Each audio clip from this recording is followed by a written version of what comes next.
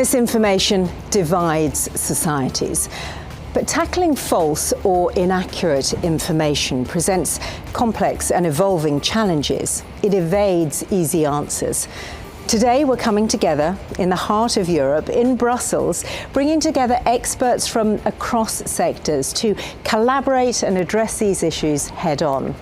I'm Dr. Sian Williams, journalist and psychologist, and this is Fighting Misinformation Online.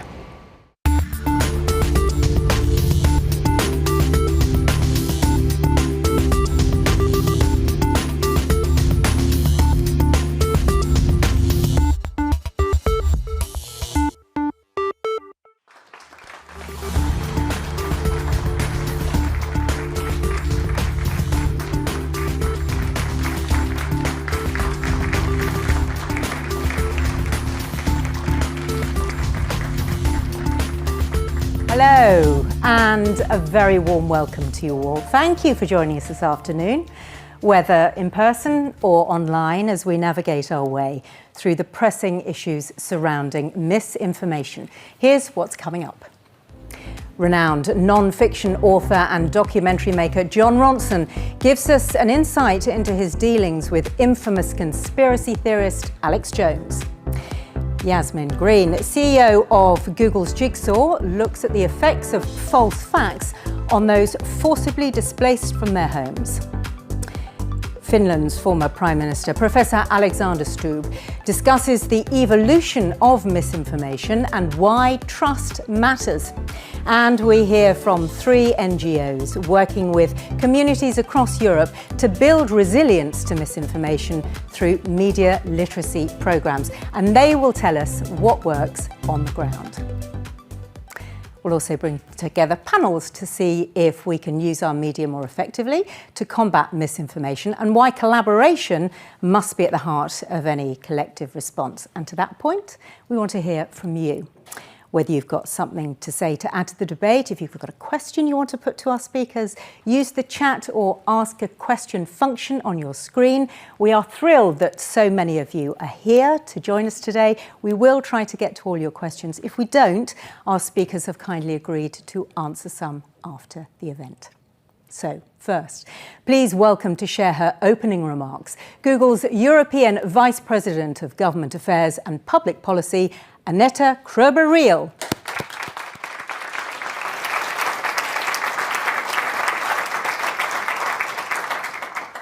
Good afternoon, everyone. Welcome to our Fighting Misinformation Online Summit. I'm delighted to be your host today on behalf of Google and YouTube, and together with our partners, the European University Institute and the Calouste Gulbenkian Foundation.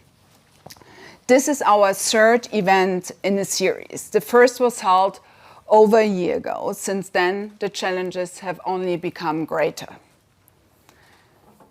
It is during these times of crisis and conflict that people want reliable information. And it is during these times of crisis and conflict that reliable information is harder to find. Google and our partners share a joint objective. We are committed to fighting misinformation. But we can only be successful when we work together. That's why in March 2021, Google made an inaugural €25 million contribution to the European Media and Information Fund. It is managed by the European University Institute and by the Calouste Gulbenkian Foundation. It is our mission at Google to organize the world's information and make it universally accessible and useful. Misinformation goes against our mission. It goes against our values. And I know it goes against your values. Propaganda, misinformation, and election manipulation have hollowed out societies in Europe over the course of history. And today, Russia attempts to destabilize democracies through election disinformation. Yes, we all want free speech, and we don't want misinformation. It is hard to find the right, healthy balance here.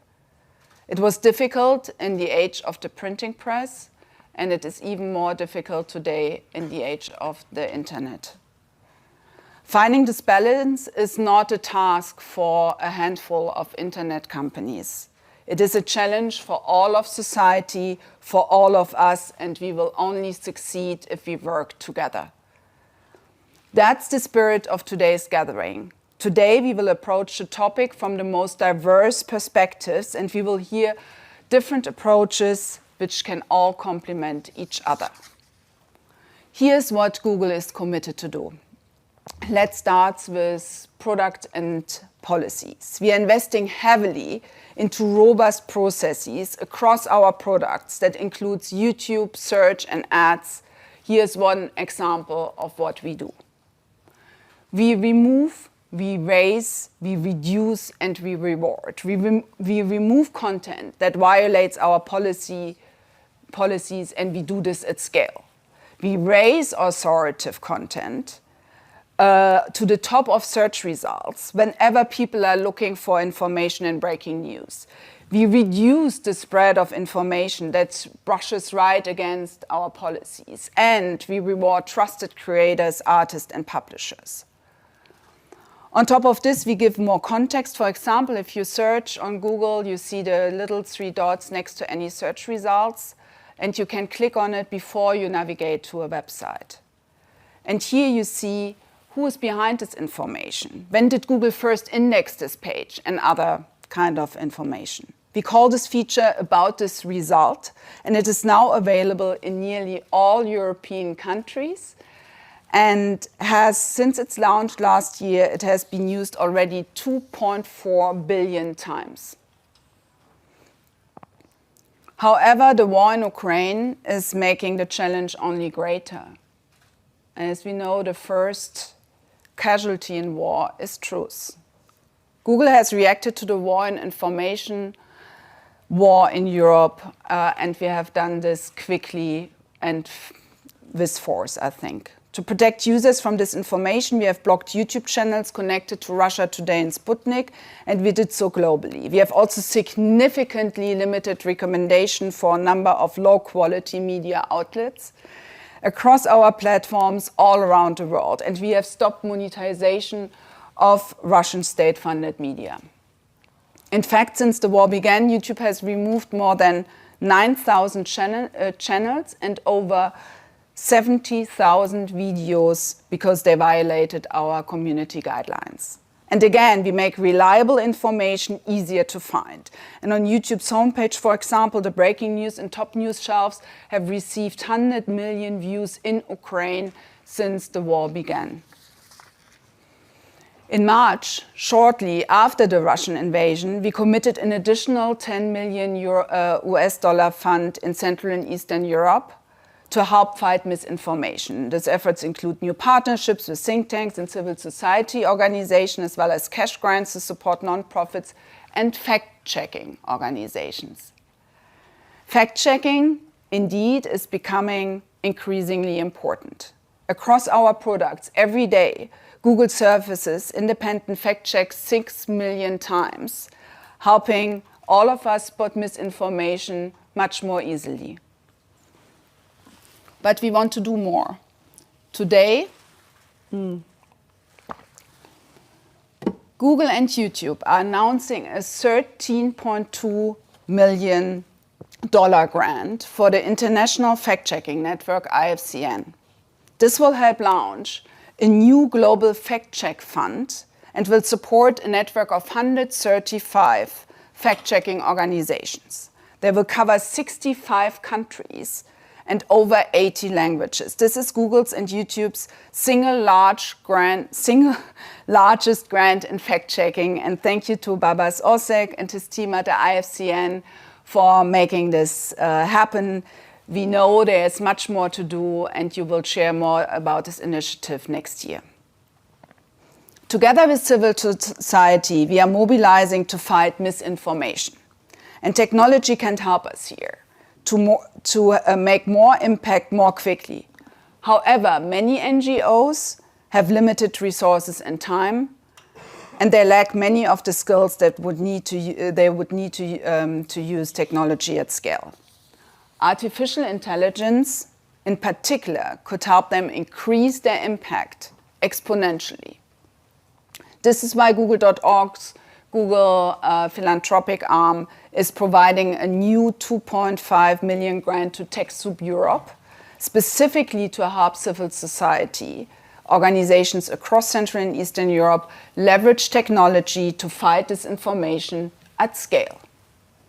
This is part of our 10 million commitment, which I mentioned earlier. So products and processes matter, but at the end, it is really about people. Making sure they get the information they need, making sure they can sort fact from fiction. Here's one recent example for how we try to make it easier for them. Last week, YouTube launched Hit Pause, a media literacy initiative that provides tips to users on how to identify manipulation. You can learn more about this program in the networking space, somewhere over there, after today's discussion. Products, processes, people, they are all important, and so are the partnerships we invest in. Working together means we will be able to get answers more quickly, more efficiently, and we will have greater impact. Working together means we can hold each other accountable, and working together means more voices will be heard, not just the loudest ones.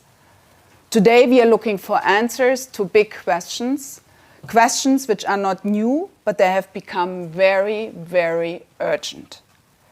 Here in the heart of the European Union, we are proud signatories of the renewed, strengthened EU Code of Practice on Disinformation, and we believe it can help strengthen the new Digital Services Act by empowering users, improving cooperation, and bringing more transparency. And I'm very grateful that Vice President Commissioner Jourova is speaking on this in a moment.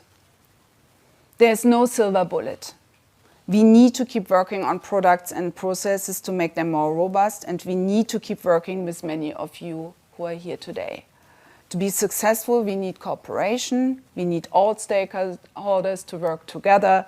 That's why we are very much looking forward to hear your thoughts, your ideas, and your answers. Thanks again for being here today. I wish us a very, very interesting afternoon. Thank you.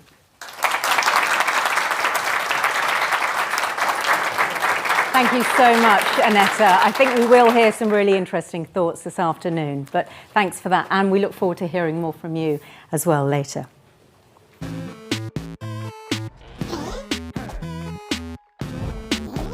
Hey, before you're forced into making a choice, hit pause and ask yourself if there are more options to choose from. Misinformation has become a more pressing issue with the war in Ukraine, not only as part of the conflict itself, but in the surrounding countries where the sudden influx of millions of refugees has opened the door to potentially destabilising narratives. With many children and young people among those fleeing the war, it is crucial to address this in schools where refugees and local communities are facing very fast-paced change. School with Class is a leading Polish educational NGO who've worked across Eastern Europe and beyond to build children's media literacy in challenging circumstances. My name is Agata Łuczyńska and I am the president of board of the School of Class Foundation. We support teachers to provide kids with a valuable educational experience to all kids.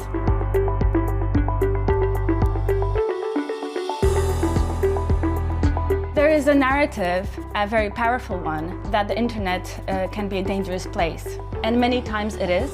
But we also see that we should talk more about the opportunities that the kids can take from using the internet wisely and responsibly. Crucial thing is building a relationship based on trust and respect between parents and kids, between teachers and kids, and among the grown-ups themselves.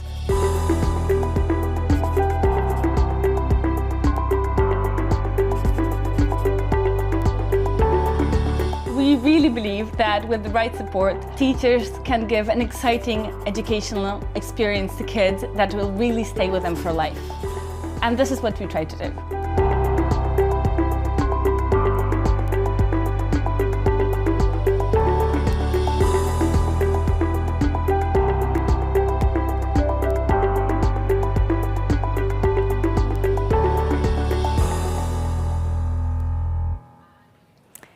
Please welcome the co-founder and president of the School with Class Foundation Board, Agata Lujenska.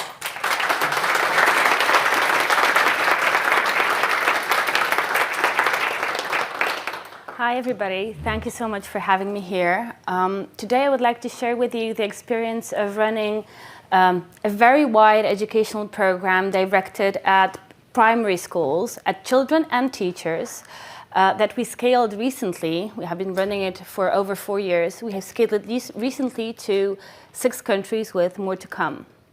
And you know, it's a very big challenge, whether you focus on scale or whether you focus on specific needs the groups that we want to support the most have. So scale is easy, relatively easy. We've reached 500,000 trained people within the last 12 months. But when you look at the vulnerable groups, having in Poland, the Ukrainian minority growing, we have 2 million people that came to Poland and stayed there. We have now 600,000 students, Ukrainian ones, which is 12% of the Polish population of students. So those kids come in very frequently after really traumatic experiences with 3 years of pandemic behind them, with no relationship with their peers whatsoever. They write a different alphabet, so they have to learn the alphabet. How do we make the program support them in a wise way? Our Greek partner has the Middle Eastern refugees, still living in refugee camps, many of them, with a very difficult but very similar somehow experience. Our Romanian partner works with the Roma community. 8% of the Roma population, of the Romanian populations are Romas. So those kids leave school 3 years earlier than the general population, especially women. The Croatian team decided to work with kids living in remote islands. This is a picture from a very small school in one of the islands in Croatia. They have 50 kids in total. And they commute to school for 2 hours every day. Going back home, they do lack internet, due to the small island geographic. So how do you make a program that scales but fits to the needs? What we found is that one size does not fit all. It actually fits none. So if you want to make a program successful, you need to make the flexibility the most important thing that you do. You need to think about how do you make an online internet misinformation program tailored to the need of the kid in Croatia who does not have internet access. How do you support kids using the internet wisely if in Poland they use prepaid cards mostly? So what do you do to make it work? So first thing in terms of solutions that we really want to focus on, and we know it works cross countries, cross contexts, is working with the students on their own agency. This is a project that they do when they think about the needs of the other students, the needs of the local communities, and we give them the sense of agency to actually act upon what they do. They need to feel that their voice is important. The second thing we found is that we have to start earlier than we think we do. Research says that kids are approached by their parents to talk about the internet at the age of 13, while at the same time, 70% of parents of 2-year-olds already give media devices to their kids as pacifiers, 70%. So this gap is amazingly big and growing. This is a photo from a primary school, a preschool educational facility on the Polish-Ukrainian border. And actually it might not look like it, but this is a digital media literacy class. We talk about communication, about receiving and giving messages, about doing something together when you cannot have the same language code, and what does it mean to you. 3-year-olds, they're really great at it. And one thing that's very important to us, and maybe it's the most tricky one, is the connection not only with others. The pandemic has broken it. We've talked about it today many times, but also the connection with your own emotions. We work with children and teachers to guide them towards understanding their emotional state at a given moment. Because what we know is that you can never be immune to misinformation. You can be more or less susceptible at a given moment. If you're angry, all the skills that you've learned, they just disappear. So we try to really work on the emotions and the connections with your own self. And it's also about the basis of self-esteem. 76% of Polish teachers think that the biggest problem of their students is lack of self-esteem. This is huge, and this is growing as well. So if you don't have a strong basis, you will not ever stand ambiguity and uncertainty. You will not have the capacity to do so. I love this photo because it's also about creating bonds and creating, these links that help you and allow you to find people who might be the source of power, the source of will to find strength not to share misleading information. Those are our trainers, and I really do think and hope that with the right support, as I said before, we will be able to create an environment that fosters talking about misinformation in a way that creates relationships and bonds, because this is the most important thing we have. Thank you.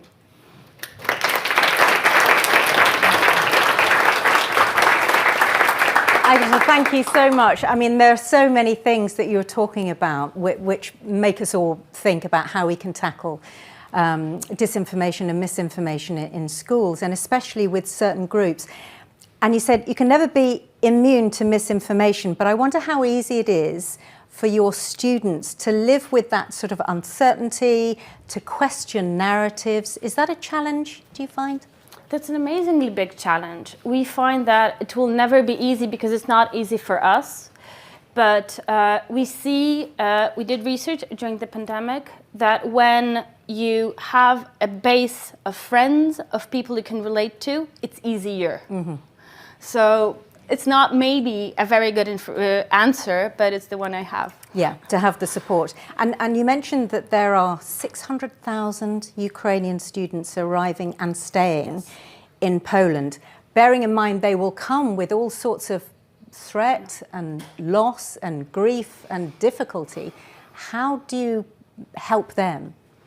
So over 50% of them, unfortunately, from the research we have, still learn in Ukrainian schools. Mm-hmm. So the only place we can actually access them are community centers, public libraries, places outside of school. This is the challenging part.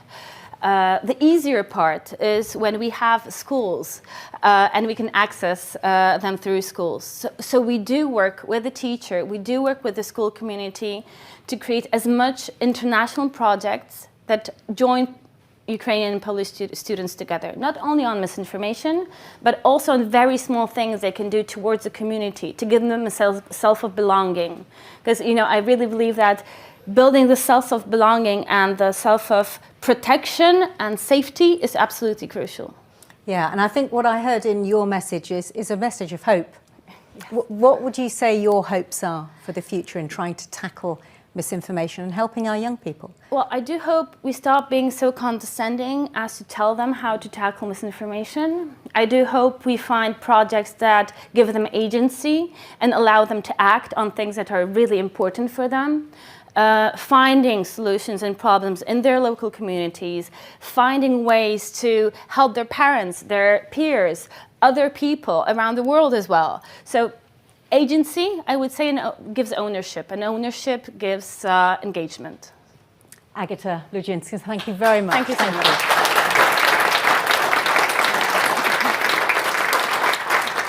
Now, for the first time this spring, the number of forcibly displaced people worldwide crossed 100 million. That's an increase of more than 250% from just a decade ago.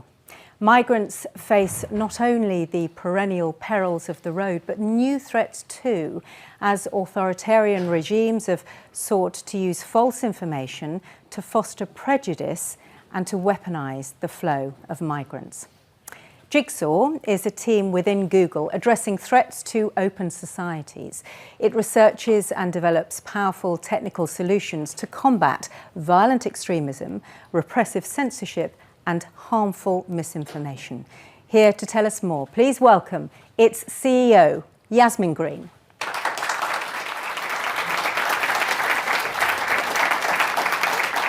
Thank you.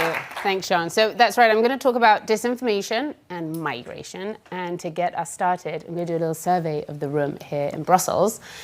So please raise your hand if you live in a country that is different from your country of birth. That's incredible. In case there is anyone who hasn't raised their hand yet, also raise your hand. You can keep your hands up. Also raise your hand if you have someone in your family or your team who is working somewhere different from where they were born. That's every single one of us. And I don't think that's just because we're in Brussels. Thank you. I'm a migrant, actually, many times over. I was born in Iran and I grew up in the UK and I live now in the United States, which is a privilege for me and for both of my children too. I wanted to show you a map, there we go, a map of data from the UN that shows the percentage of people living in each country who were born elsewhere. In much of Europe, 1 in 7 people, even 1 in 5 people living in a country were born somewhere else. Migration is ubiquitous, and with it we have new skills and new workers, new cultures, diverse perspectives, yummy cuisine. Migration makes us more. The EU believes so profoundly in migration that the right to free movement is encoded in the foundational treaty of the Union itself. But migration is also something else. Dangerous, especially when it's forced. People fleeing natural disasters and conflict and persecution often risk their lives to make the journey to find safety. And beyond those immediate risks, they face another danger: becoming pawns in a cynical geopolitical game. Often the victims of war become ammunition when actors on the world stage are determined to exploit migrant flows to advance their own foreign policy aims. The weaponization of migrant flows was really mastered by former Libyan leader Muammar Gaddafi. Libya has long been a jumping off point for Africans seeking refuge in Europe, and he exploited that position literally on the front lines of refuge to extract concessions from the EU. In 2010, he warned EU leaders that he would withhold his cooperation on border control if they didn't give in to his wishes, which is mostly for money. He threatened them and he said, without my assistance on border control, Europe would, in his words, turn black. And that fear-mongering of black and brown people taking over the continent was ultimately effective in getting him what he wanted, which was 60 million euros over 3 years. But worse, perhaps, is that he gave the world a playbook for how to exploit the flows of innocent people. 5 years later, Turkey's President Erdogan would follow suit. He also threatened Europe to overwhelm the continent with migrants if they didn't give in to Ankara's demands. 6 billion euros in aid and agreement to accelerate the talks about Turkey joining the Union. Fear-mongering is a tried and true tactic to exploit us.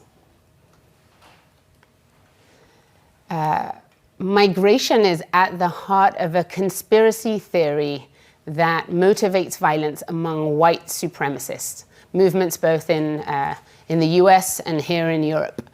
This is a countdown clock from the world's most popular neo-Nazi website. And it shows, if you see it, the clock is actually ticking, tick, tick. It's showing the percentage of America that is white, and the countdown is until whites would become a minority in that country. What this is the time bomb metaphor that we see in a lot of hate propaganda about migrants. The threat is existential and it's urgent. The truth is, though, that not all the content in anti-migrant campaigns is misinformation. It's targeted often at segments of democratic societies that do exist and are politically active. And that's why it's so dangerous. Fear-mongering and dehumanization are not exclusively the result of misinformation. They are the result of manipulation. And sophisticated players are manipulating our feelings. It's a corrupt game of winners and losers, and the winners are feeling emboldened. It's one thing to exploit a migrant flow. It's another thing to manufacture one. I was in Poland a few months ago and got to see firsthand the phenomenally warm embrace of the Poles towards the Ukrainians who were crossing the border after their country was invaded. A few miles south of that border between Poland and Ukraine, a dramatically different scenario is playing out on the border between between Poland and Belarus. There, just a few thousand migrants, not like the millions who were coming from Ukraine, these migrants, mostly Middle Easterners, were being received very differently. They were being feared and dehumanized. How did these migrants get there? According to US and EU governments, the Belarusian and Russian governments had coordinated this. They had marketed to potential migrants from around the world, promising them free entry into the EU, giving them tourist visas, expanding their direct flights to bring them from all these Middle Eastern countries to Belarus, busing them from Minsk to the border with Poland, telling them to get off. But of course, there was no entry there. So what you're seeing in this photo are a few dozen migrants trapped between armed forces from both the Polish and the Belarusian side. Why? According to the US government, two reasons: to avenge EU sanctions and to create images of violence and chaos that could be used in anti-EU and anti-Polish propaganda. Wherever there are large migrant flows in Europe, the Kremlin is invariably there trying to stoke fear in EU citizens and undermine EU policymakers. When the Syrians fled civil war, the Russian propaganda outlets were propagating narratives of an existential threat to Europe, and the Sergei Lavrov, the foreign minister of Russia, also accused the Germans of mass cover-ups of refugee abuses. And while misinformation about migrants is an age-old strategy, the internet has turbocharged its effects. The Kremlin has built multimedia empires in regions across the world with content that speaks to local grievances in local languages. They've created public megaphones for their government officials, and they've run covert and inauthentic social media campaigns. The strategy of the Kremlin is to exploit the greatest strength of democracies, which is our deliberative and inclusive decision-making. I mean, where governments go in democracies, people have to follow. In their own country, in Russia, when they invaded Ukraine, they convinced their population that it was justified because Ukrainians are neo-Nazis. If Europeans believe that disinformation too, they start to view displaced Ukrainians as a fundamental threat to a way of life. Support for Ukraine evaporates, Russia emerges victorious, and authoritarians around the world are emboldened. It can feel like this disinfo game is one in which we're destined to lose. So we should change the game. And this is the good news.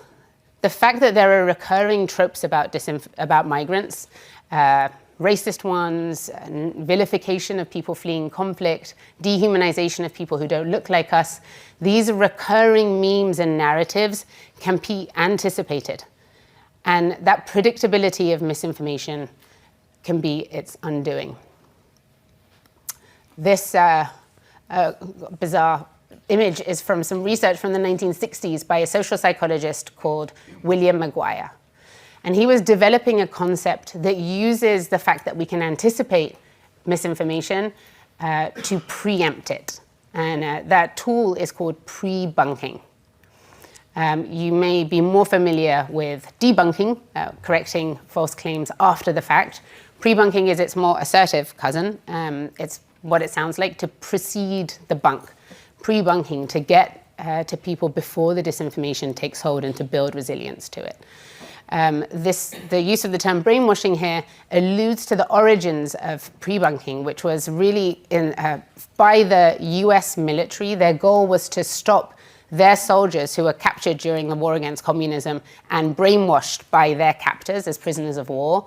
They said, we want to send soldiers into combat not just with physical armor, but with mental armor too. So they developed this and applied this concept of pre-bunking. And it works pretty simply in two ways. One is microdose people with a weakened version of the disinformation that they are going to encounter in the wild, and emphatically refute it, give them the counter argument so that when they experience it out there in the wild, they're resilient to it. I have an example to show you of a pre-bunking campaign that's been translated to the internet, taking some of the attributes of the internet that helps disinformation go viral, using visual formats, short bite-sized content to help build resilience. And this is a video to build resilience to anti-migrant hate and disinformation in Central and Eastern Europe. Wojna w Ukrainie trwa nie tylko w terenie, ale także w twoim telefonie. Żeby wygrać tę wojnę, niektórzy będą próbować tobą manipulować, robiąc z Ukraińców kozła ofiarnego i winiąc ich za twoje problemy. Hej, wszystko gra? Pytamy, jak ci idzie szukanie mieszkania. Przez tych Ukraińców nie mogę znaleźć mieszkania. Co? Polacy nie mają już gdzie mieszkać. Rząd zabiera nam mieszkania i rozdaje za darmo Ukraińcom. Uważasz, że to wina Ukraińców? Nie rób z nich kozła ofiarnego. Kozła ofiarnego? No, nie zwalaj wszystkich swoich problemów i nieszczęść na innych, to absurd. Sprawdzałeś, kto to napisał? Co to w ogóle za strona? Co to za różnica? Po co ktoś ma mnie oszukiwać? Na przykład, żeby odwrócić twoją uwagę. Żebyś obwiniał uchodźców za wszystkie swoje problemy, zamiast skupić się na wojnie, która ich tutaj sprowadziła. Jeśli ktoś twierdzi, że złożone problemy są winą konkretnej osoby czy grupy, to może być manipulacja. Kozioł ofiarny to jedna z najczęściej używanych technik szerzenia dezinformacji. Nie daj się manipulacji. So this video is part of a campaign that's live now in Poland, the Czech Republic, and Slovakia, reaching tens of millions of people to try to get ahead of anti-migrant hate and disinformation. We developed it together with a dozen organizations, people who are experts in both the disinformation and the local contexts, who could help us anticipate how manipulation techniques would be likely to play out. Before this campaign, we worked for 3 years with academics in several different universities to test the efficacy of pre-bunking, both in a lab environment, but also online. And we have metrics that we've published about the efficacy, and we've shown that there is significant uplift in people's ability to spot techniques to manipulate them. The emphasis really is on education and equipping people to defend themselves against psychological attacks.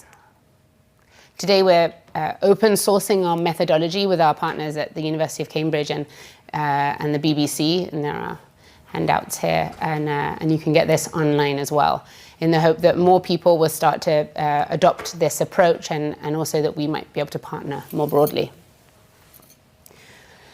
As of last month, 8 million people had left Ukraine seeking refuge across Europe. And as Sean said, that's a tiny fraction of the 100 million people who are forcibly displaced around the world. But even if there was world peace tomorrow, forced migration will not stop. In the coming few decades, hundreds of millions of people are going to be forced to leave their homes to escape the impacts of climate change. Mother Nature is the most formidable player of them all. So when it comes to disinformation and migration, we have to make sure that we're not being played. By investing in anticipating disinformation and in preempting it, we are changing the game. We're moving from playing defense to playing offense. And investing in resilience is safeguarding the future of all the children who are going to live in a different country from their parents. For them, we have to play offense, and we have to play to win. Thank you.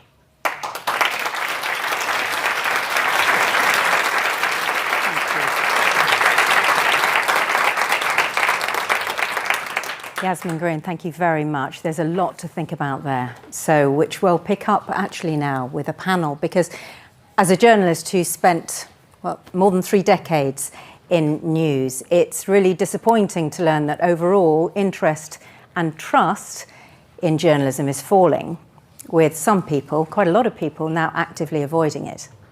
And as a psychologist, I'm keen to explore why they are turning to these alternative sources to try to make sense of the world, even if those sources have false or misleading information. So I'm very much looking forward to discussing what tactics we can deploy in the media to make our society more resilient to misinformation. So please welcome our panellists.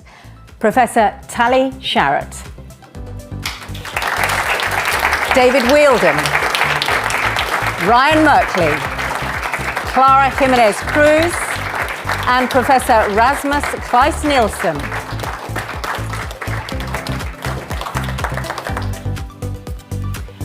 Welcome all. Thanks very much for being here. And just to say as well, any questions for our panellists, either from on the floor or online, do get them in so that I can put them to them during this debate or after it. But let's start on how we think about the tactics used in the media to try to get rid of disinformation by asking, I guess, Rasmus, why there is this lack of trust at the moment in our traditional media. You've done a lot of research in your work with Reuters.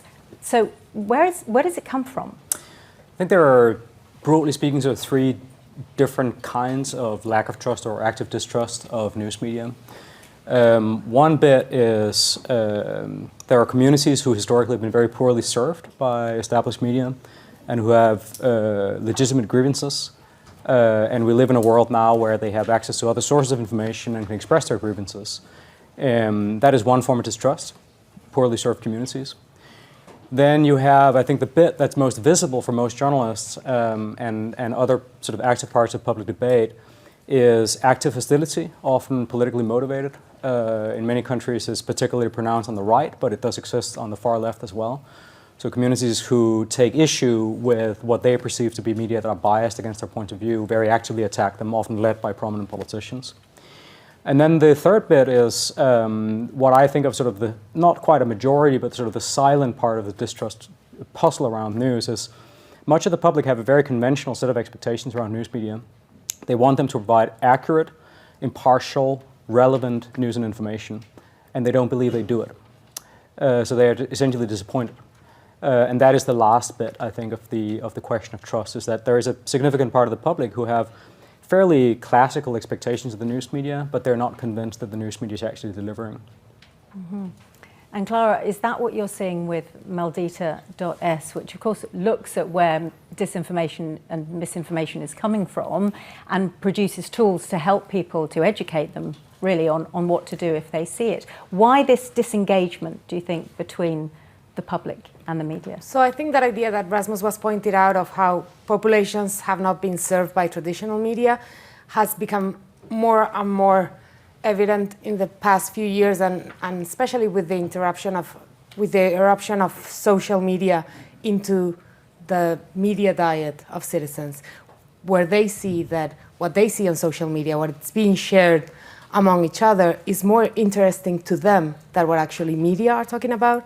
And I would also add another thing that I think is important, that is there's a disconnection between traditional media and the way they talk and the topics they talk about and what actually affects people. And if we expect people that work 12 hours cleaning stairs to get home and actually turn on TV and watch, instead of the afternoon show, a political show or the news, I think we're not understanding that people are never going to go back to those kinds of consumptions, and that we need to meet them where they are. And they are on Facebook, they are on WhatsApp, they are on Twitter, they are on YouTube. That's where we need to populate news with. Yeah, and Ryan, there's a political dimension to this as well. And of course, you've worked a lot with the US elections. You saw that playing out, especially a couple of years ago. What was your experience when we're talking about this disconnect? I mean, I think the dynamics have shifted. I think the information environment has changed dramatically. And so, we talked about changing expectations around the media, but also the norms of the behavior of those covered by the media have changed. Once upon a time, liars who lied got caught and then resigned, and now they stay in office. And so the ways that we change, or the ways that we behave, and the ways that institutions behave towards those folks who are behaving badly has also shifted the dynamic. And so I think there's a need for shifting norms of behavior across the board, both those in power and in leadership, but also those who cover them and who tell their stories. Is it that easy though, David? When you're working as you've got a senior position in YouTube, to identify who the bad actors are, who the people are who are putting out the disinformation and getting to it before it's spread widely. Can you do that? Well, what you can do is to be deliberative around the way that you organise content. So you can, as you heard from Annette in her opening remarks, you can ensure that you are removing content that breaches your community policies, and you can raise up authoritative content. So you can make and you can use technology and human reviewers to do those two things. So as a platform, we can be deliberative, and we are deliberative in the way that we organise and arrange and allow people to watch content that they want to watch. You can't know. I mean, YouTube. People upload 500 hours of content to YouTube every minute. You can't know what all of that content is about. At scale, you have to use automated systems and people. So I think it's different from the old media. The old media is a curated experience. YouTube isn't, and I think the modern generation who use YouTube understand that. They are actually going there for a personalised experience. That's part of their reason for loving new media, because it's they who get to choose the sorts of content that they want to watch. And I wonder, Tali, whether this plays into why misinformation is so popular, in that it taps into our emotional and cognitive biases. You've done a lot of work. You work in behavioural psychology and neuroscience at UCL and MIT. Is that what disinformation does? Does it just sort of get to us faster, which is why we engage with it so quickly? Yeah, so misinformation is often tailored to fit the beliefs that we want to hold. And it's not that people want misinformation, right? It's a bit like you're going to eat a brownie. You don't want the fat and the sugar, but it tastes so good. And so the thing is that misinformation often tastes so good, it's very rewarding. And so how is it rewarding? It's rewarding at least 3 ways, if not more. One, often it confirms what we believe, so it's targeted to confirm your worldview, right? Mm-hmm. And people, of course, has, as you said, a confirmation bias. We seek information that confirms what we believe, we engage with it more, we believe it more, we use it to update our beliefs and become even more confident than we were. So when you read something and you say to yourself, yes, that's exactly how I think about it, that feels good, right? But if something is completely against your worldview, that just causes anger. And the other reaction is to dismiss it, right? So that's a confirmation bias. Sometimes the information doesn't confirm what you believe, but it's what you want to believe. So let's say there is an election coming up and you're supporting candidate A, but you don't think candidate A is going to win, but then you see a post saying there's a new poll suggesting candidate A is the top candidate. You're going to engage with it and believe with it. So that's what's called the desirability bias. And the third way that misinformation is rewarding is that if you look at many, many studies, they show that misinformation, as you said, is people engage with it more, right? So if you share misinformation, you often get more likes, more retweets. These are rewards, social rewards. People go out of their way for a little like. And that is a problem because in most of these platforms, there's a dissociation between reward and accuracy, right? And so what we need is an incentive structure for the social media platforms where rewards and perhaps punishments will be associated with accuracy. And I think that is extremely important. It does happen in some platforms, but in the most popular social media platforms, you don't have this association, and I think that's one of the major problems that we have. Right. If I could just build on what Celia said there, I think it's important to recognize at the same time that everything that was just described is true about how we engage with information, including misinformation.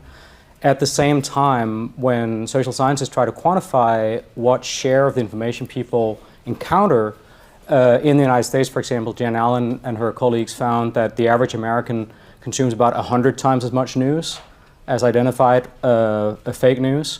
Duncan Watts and his colleagues at Microsoft Research found very similar results, and a team of my colleagues led by Sasha Altai have found very similar results here in Europe, though the problems are a bit more pronounced on social media for the reasons that Talia just described than they are on the open web. So for the average citizen, while there are psychological dynamics that were just described, most people consume far more information from established news media than they do from identified sources of fake news. But that point about tapping into our emotions and therefore provoking a different kind of response means that perhaps that the demand to feel good about ourselves because we're reading something that confirms what we already believe, that presumably is quite a difficult demand to stop, is it not? I mean, how might you do that, Ryan? Well, I think at the core of this conversation is one of trust. The good news is that we think maybe we know that the solution to this problem is trust, and the bad news is that we know it's really hard to build it. It's quick to destroy, and it can take many years to repair. In vaccine hesitancy, one of the things that was found was that the easiest way to get people to choose the vaccine was to get them to talk to their doctor, because their doctor was a person they knew. It wasn't because they were expert, it was because it was a person that they had a relationship with over a long period of time, and they trusted them. Well, how do you build that trust? And the truth is that many of our institutions have lost that trust. Many of our institutions never had it in the first place. And I think an important point is many of them are behaving today as if they still have it, and they don't. Clara, would you agree with that? Yeah, and I would add to that one of the things that we're seeing even in the political atmosphere is that the creation of communities has become super important for everyone. I don't think the media or traditional media has been really invested throughout the last years in creating those communities. And bad news is that bad actors and polarizing politicians are very invested in creating those communities, and that is giving them a position which is getting harder for fact checkers, for journalists, and for traditional media to actually be able to address those communities, because they do trust the person that they're following, even though he or she might be putting out a lot of lies. And this is where we get to the tactics then that we can deploy in the media to try to counter that. Where do we begin? Well, David?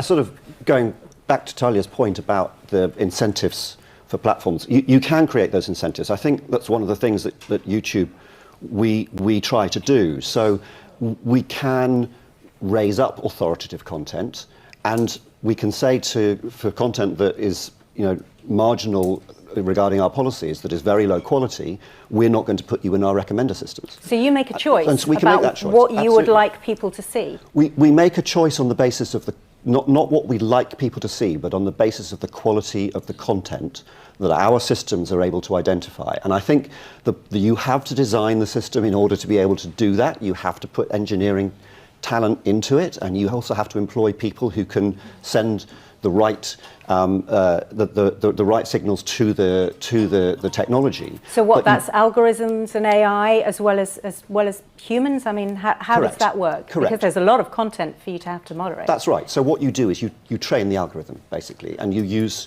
human beings to tell the algorithm what to look for. But algorithms are really good at certain things. They're good at looking at content across scale, and they're very good at identifying patterns.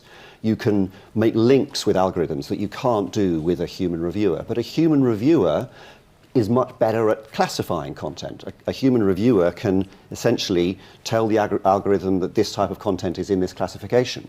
You have to combine those two things, and if you do that, you can change some of the incentive structure around the posting of content on a platform. So you're essentially rewarding authoritative content. And also for a platform like YouTube, where we are sharing more than half of the advertising revenue that we bring in with content creators, you can say to creators that you put into your partnership program, you have to abide by a certain standard and quality of content, or you won't get rewarded. Okay, I want to pick you up on this, Rasmus, because of course you look at trends, you look at the media across the board.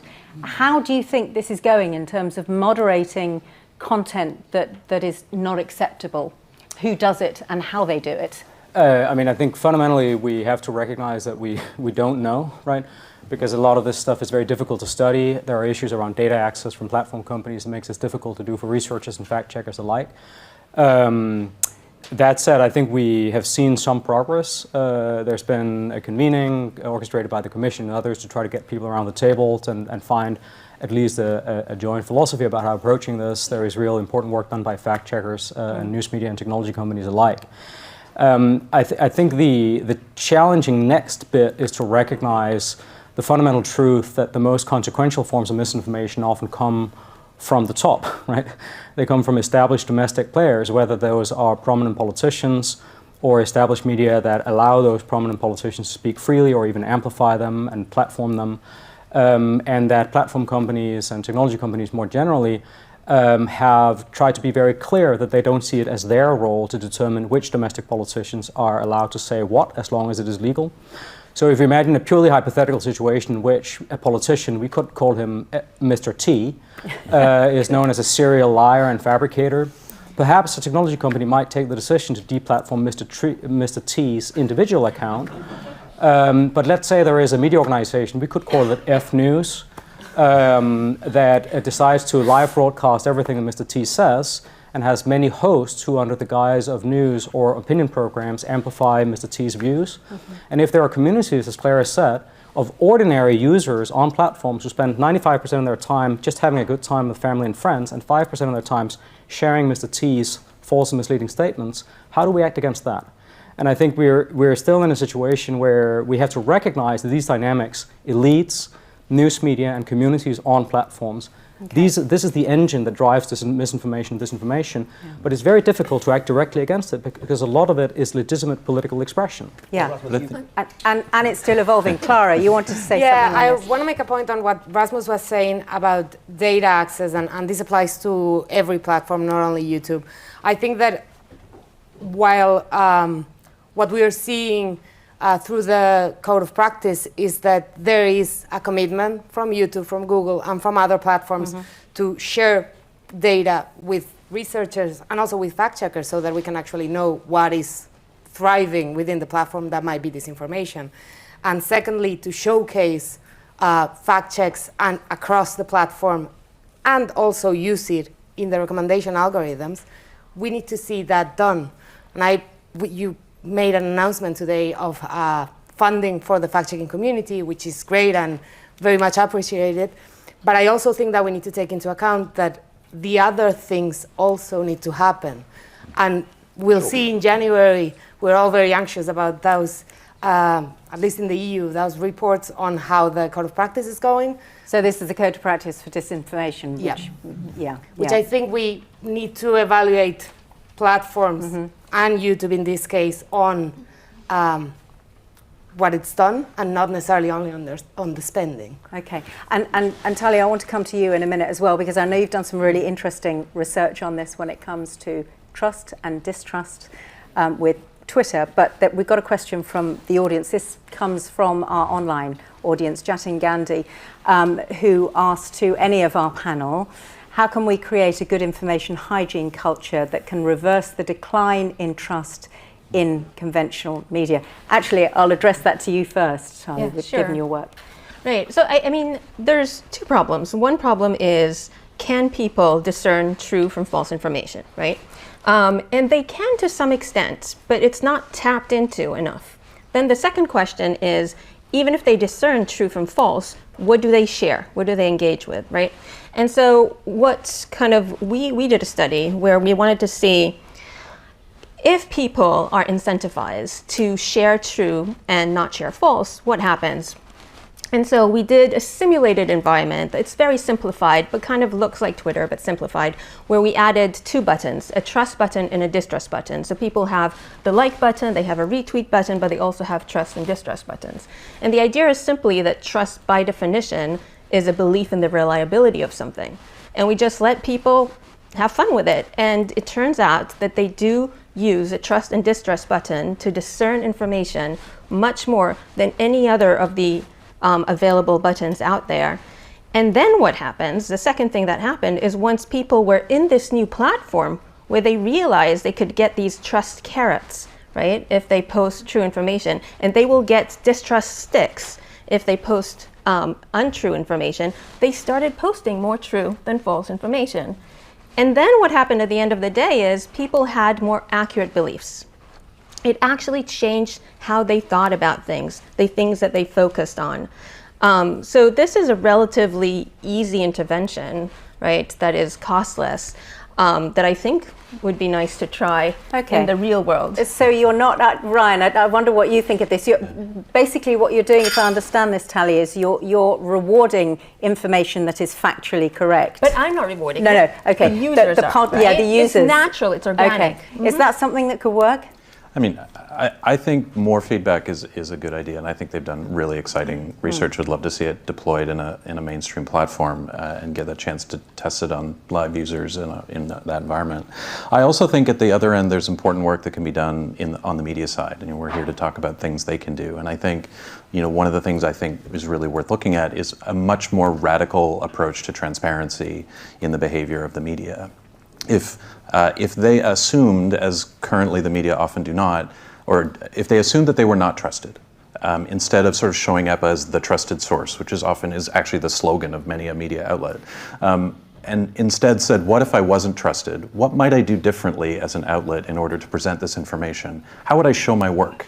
How would I make people see what was behind my reporting? How would I report corrections differently and with prominence? How might those things engender more trust and put better information in the hands of those people that would then benefit from those incentives that Tally's talking about? Yeah, and I wonder, Clara, about this idea of corrections when it comes to the media, because sometimes the disinformation or misinformation, and disinformation has intent to harm. That's the distinction, isn't it? Misinformation may harm, but the intent may not be there.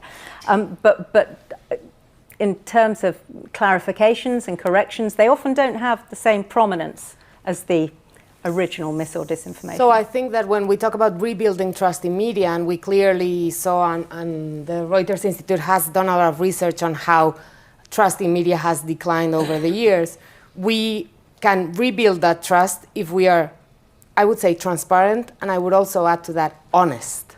And honest corrections is something that in many European countries is currently lacking within the media ecosystem, and I think that encouraging that would also be rewarded by the audience. And the second thing, and this links a lot with fact-checking, what you were talking about, the media explaining their processes and how they get to a point or an information, that is exactly what fact-checkers do. Like, have a methodology, follow it all the way down, and actually enable any user within the audience to be able to reproduce to get to the same conclusion.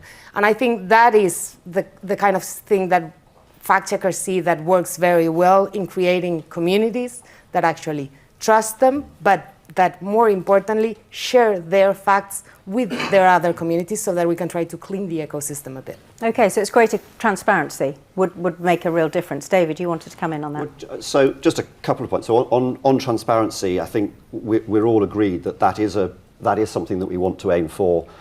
One of the things we've done at YouTube over the summer is launched a researcher program. So all of the data about the whole corpus of YouTube's content is now available to researchers, the metadata.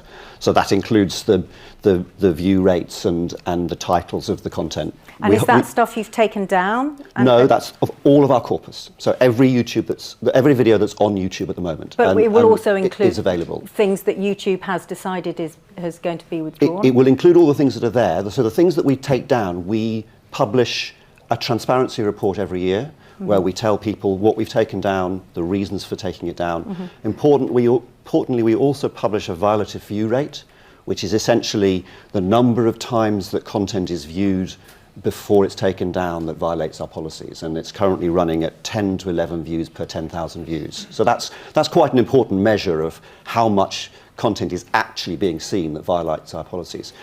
I just want to come back to this sort of trust, though, point, because I think there's an important sort of meta-policy issue here, which is that we need to be consistent. Your example, Rasmus, of FN. Now, as far as YouTube is concerned, FN, hypothetically, whatever FN is, must follow our policies. We don't make an exception for any media. And they know what our policies are, and in fact, they have learned to follow them, if they exist, FN. And I think we would want to always be able to apply those policies consistently and globally, because I think that's about trust, right? There is, in certain policy debates at the moment, this idea that there should be some form of exemption for media, that they shouldn't be subject to policies, that they should somehow have a right to keep their content up, even when it violates terms and conditions. And I think that's dangerous. I think that's not just dangerous for the users of platforms. I actually think that's dangerous for the media, because actually what it'll do is it will create this sort of two-tier sense of people who have privileged access and privileged distribution rights on a platform versus the ordinary person. I'm not sure that's good for trust. And what goes even further is that the media exemption contemplates that they would be doing something that is wrong or putting out disinformation and not getting affected by the policies, when in the first place, media shouldn't be doing either illegal stuff, misleading stuff, or things that go against platform policies. Okay, I think you're raising a lot of points, and I wonder whether there are any questions in the room here in Brussels, whether anyone wants to address a question to our panel. If we could get a microphone to this black jumper, green lanyard, thank you. Hi, hello. Do you hear me properly? Yeah. Yes, and if you could say who you want your question addressed to. I would say to Ryan. I'm Chloe from Reporters Without Borders. It's more a comment, but we've created a tool which is called the Journalism Trust Initiative, based on transparency and professionalism of editorial guidelines. And I would just invite you to check this tool because it helps media outlets to measure themselves to this international standard. And how do they do that? How do they measure themselves? So they answer a questionnaire with 130 questions, which is the equivalent of the norm, the international standard, and then they get audited. Journalism Without Borders, yes. Yes. There's a number of these. The JTI is a good one, the NewsGuard and the other initiatives. There's lots of good work going on there. I think one of the challenges is getting users to see them and know what they mean. So in a past life, I worked at Wikipedia, and everybody who thinks Wikipedia is a trustworthy platform knows that it has citations. But one of the things we also know is that something like 1 in every 200 users actually looks at the citation. And so people trust it because they know they're there, but most people don't ever look at them. And so that speaks, I think, to the larger point about ways in which we build trust. So following a set of practices that are universally accepted is a part of it. Having everyone know that's actually part of the thing is also part of it. So very much show your work. And I think that's the thing we have to do over time, whether it's JTI or NewsGuard or Trust Initiative or any of the other ones. Yeah. So one problem that we have is that humans tend to trust other humans much more than institutions, right? Institutions really have to get your trust. While humans, actually the default is, I know it's surprising, but the default is that you trust someone. When someone says something, your default, first of all, your kind of fast reaction is to believe it, is to trust it. And only after that, you may have alarm bells, right? So that's human to human, but human to institutions is actually not a default of trust. And that's a problem. And then also, the other thing is between human and human, you're much, much more likely to trust someone who is like you in some way. right? And it doesn't have to be political. Political is one thing, right? If you're like me politically, I trust you more. I also seek out information from people who are like me politically, but also in other ways. It could be race, it could be gender, it could be I'm a parent, you're a parent, right? But the surprising thing that we've shown is that you trust other people who are like you politically also on things that have nothing to do with politics. So if you need advice about a math question, you're more likely to seek it for someone who's in the same side of the political divide, and you're more likely to believe them, even if there's evidence that the person on the other side of the divide knows more about this specific math question. Right. So there's a little bit about, I mean, it's sort of obvious, but it's also a form of getting true information across to other people, meaning getting individuals who are more like your target audience in some ways, and does right, that to mean deliver then the message. Getting experts from who are a bit more like you, or who you will associate with more, who might have the right information, and associating with them, and therefore and opening they don't that have to dialogue. Be experts, as long as they have the right information. Yes. Okay. All right. Thanks very Which much. We've got a question for David from Hussam El Naga in our online audience. And David, this is the question: why can't users be allowed to calibrate or customize the algorithms, not by behavior but by settings, e.g. I want 10% of stories outside my bubble, 40% verified sources, etc. Is that doable? We do actually offer quite a number of tools which would allow Hassan to personalize. So you can basically clear your recommendations on YouTube, or you can even set your recommendations to only continue with your history for a certain set period of time, and you've got control over how the settings work in that respect.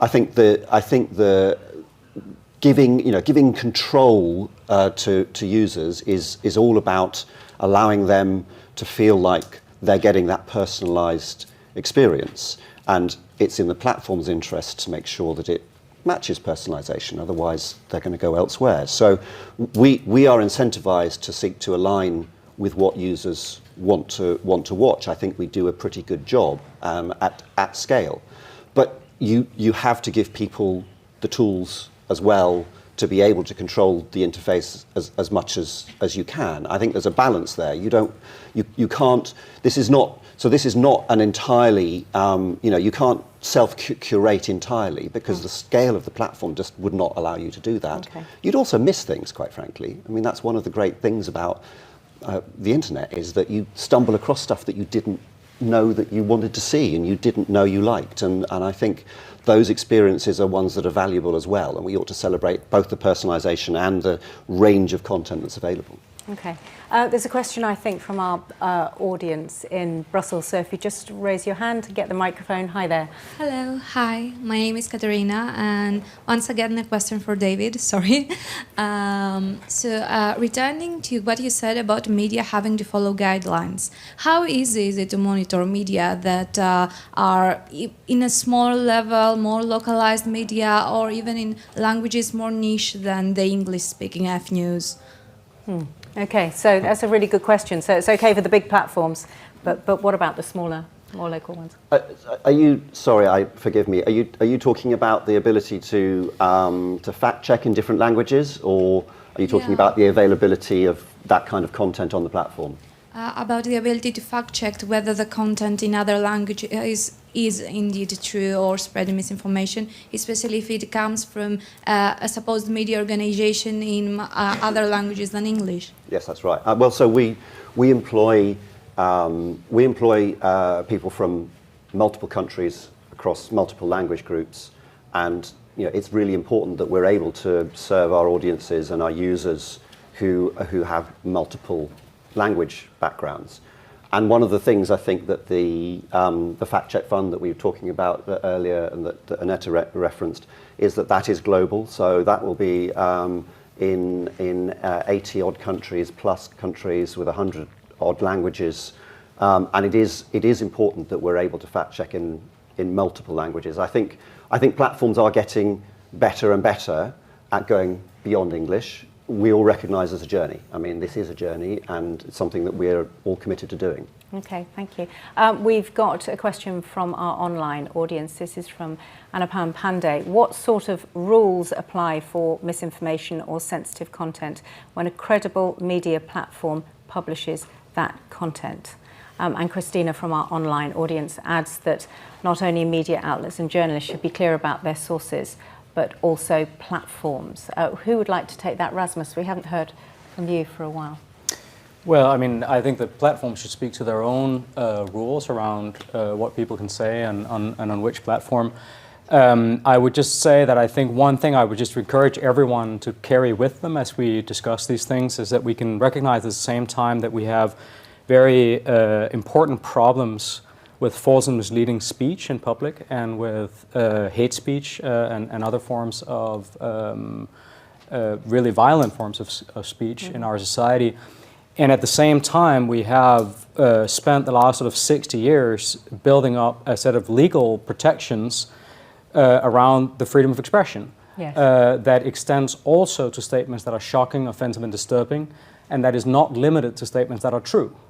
And that part of the reasoning behind that is not that, that human rights lawyers believe that shocking and offensive statements or false statements are great, is that they're essentially the same thinking as that behind universal suffrage. The reason we believe everyone should have the right to vote is not that we believe that we're not idiots some of the time, all of us are idiots some of the time, is that we generally are quite skeptical of the concentration of power in any one institution to determine who can say what, when, and where. And in that sense, I think we just need to be a little bit careful before we embrace direct tools to sort of stop people from saying things. This is one of the key recommendations of the high-level expert group on online disinformation that Clara and myself and others in the room served on a few years ago in Brussels. And then it's up to private companies to set any other standards that they seem fit. So a lot of American companies have a curious obsession with women's nibbles that don't extend to my nibbles. That's their decision if they don't want that on their platforms. But a lot of those liberties, if you will, I think generally not extended to political speech and to matters of public disagreement, including matters of fact. And I would add to that we're talking a lot about removing misinformation from platforms, and I think that is not the way to go. I understand, as Rasmus said, that freedom of speech is also freedom to lie, and that it's okay, and that it's part of our life and how we understand, we communicate with each other. And the idea of actually being able to add context or label misinformation on platforms to give the user actually first the benefit of the doubt to decide whether they want to see it or not, or share it or not, and secondly, so that they educate themselves to be able to spot this information afterwards. And I was wondering where media literacy plays in all this, because at the moment it's very much about, as you say, removing and having powers to, and we're going to be talking about that as well a little bit later. But where does media literacy stand in More this? importantly, we need to take into account that what research has shown is that it's more efficient to give more context to users than to remove it, because the feeling that ends up is they're censoring these opinions.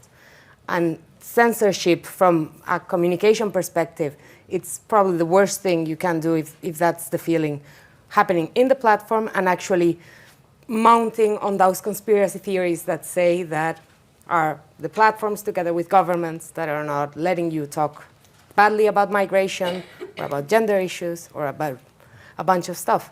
The content needs to be there. People need to be able to consume it. They need to have an alert telling them, be careful with this because this data is incorrect. Unfortunately, the research actually shows that these warning signals are not very effective at stopping the sharing of misinformation and the belief. One reason is what's known as the illusionary truth effect. So if you hear something multiple times, you believe it's true and you forget the negation. So I'm just concerned a little bit that those warnings are not very effective as they are. I think it depends on how you put the warning and how visual it is and how much it stamps on top of the content itself. Well, if it hides it. And in terms of equipping people to make better decisions, where they're able to identify what is mis and disinformation and helping with that right at the beginning. And in schools, as we were hearing earlier. That has to be a good thing, no? Well, I think it speaks to Rasmus' early point about research, is that we don't have enough access and information across the platforms on how these interventions work in real life. We don't have enough data and access. We published a report last November on one of our recommendations, which parroted the recommendations of lots of researchers who work in this space, is that we need greater access to the raw data to understand, and also opportunities to work more closely with the platforms to see if those interventions can work, and to be able to conclusively answer. I mean, we first need to agree on what work means, right? Like, does this work or not work? But we definitely need more in that space. And, you know, I'll beat the transparency drum. You know, we need to know what are the policies, but also how are they being applied? And also, when are they not being applied? We all know from whistleblowers that there are some folks who have favored status on some platforms who get to do whatever they want.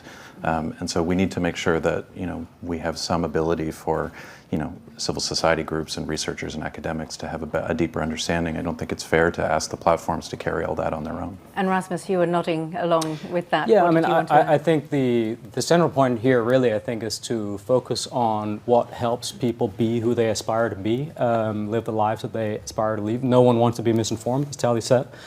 And I think the starting point I would suggest that we carry with us, even as the environment has changed a lot, is that, you know, we're fortunate enough right now to be in a part of the world where we had enough confidence in the public and in the institutions of liberal democracy that we didn't censor Soviet propaganda, even when it was false and misleading, even when there was a fifth column of Kremlin-aligned communist parties in Western Europe that amplified and spread it. And why did we do that? We believed in people's ability to make decisions on their own, and we believed in the resilience of the institutions that empower them to do that. And that has to do with accountability with elites, that elites are held to accountable for what they say. Misinformation often comes from the top. It has to do with getting factual, accurate reporting into the hands of the public, good journalism with a wide audience.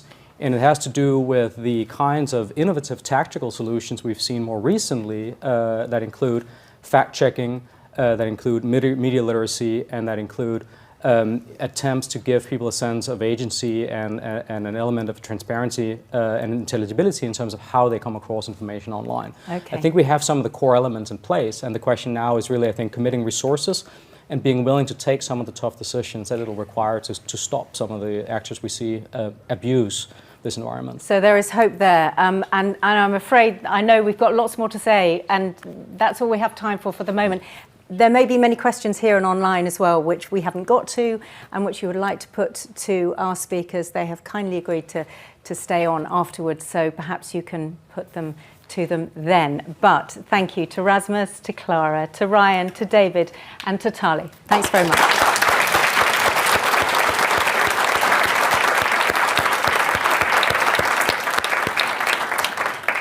At our first Fighting Misinformation Online Summit just a year ago, we welcomed Professor Alexander Stubb, the former Prime Minister of Finland, now at the European University Institute, and he shared a quote so important we wanted everyone to hear it again. Here at the School of Transnational Governance, we have a wonderful patron this year. Her name is Hannah Arendt, and you will know her as one of the greatest post-war and World War freedom fighters. And she had a lovely quote on misinformation, and it goes like this, quote, "How can you have an opinion if you're not informed? If everybody always lies to you, the consequence is not that you believe the lies, but rather that nobody believes anything any longer. And a people that no longer can believe anything cannot make up its mind. It is deprived not only of its capacity to act, but also of its capacity to think and to judge. And with such a people, you can then do what you please." So how has the world changed in just 1 year? Joining us today in his capacity as Professor and Director of EUI's School of Transnational Governance, please welcome Professor Alexander Stubb together with Annette Kroeber-Riel.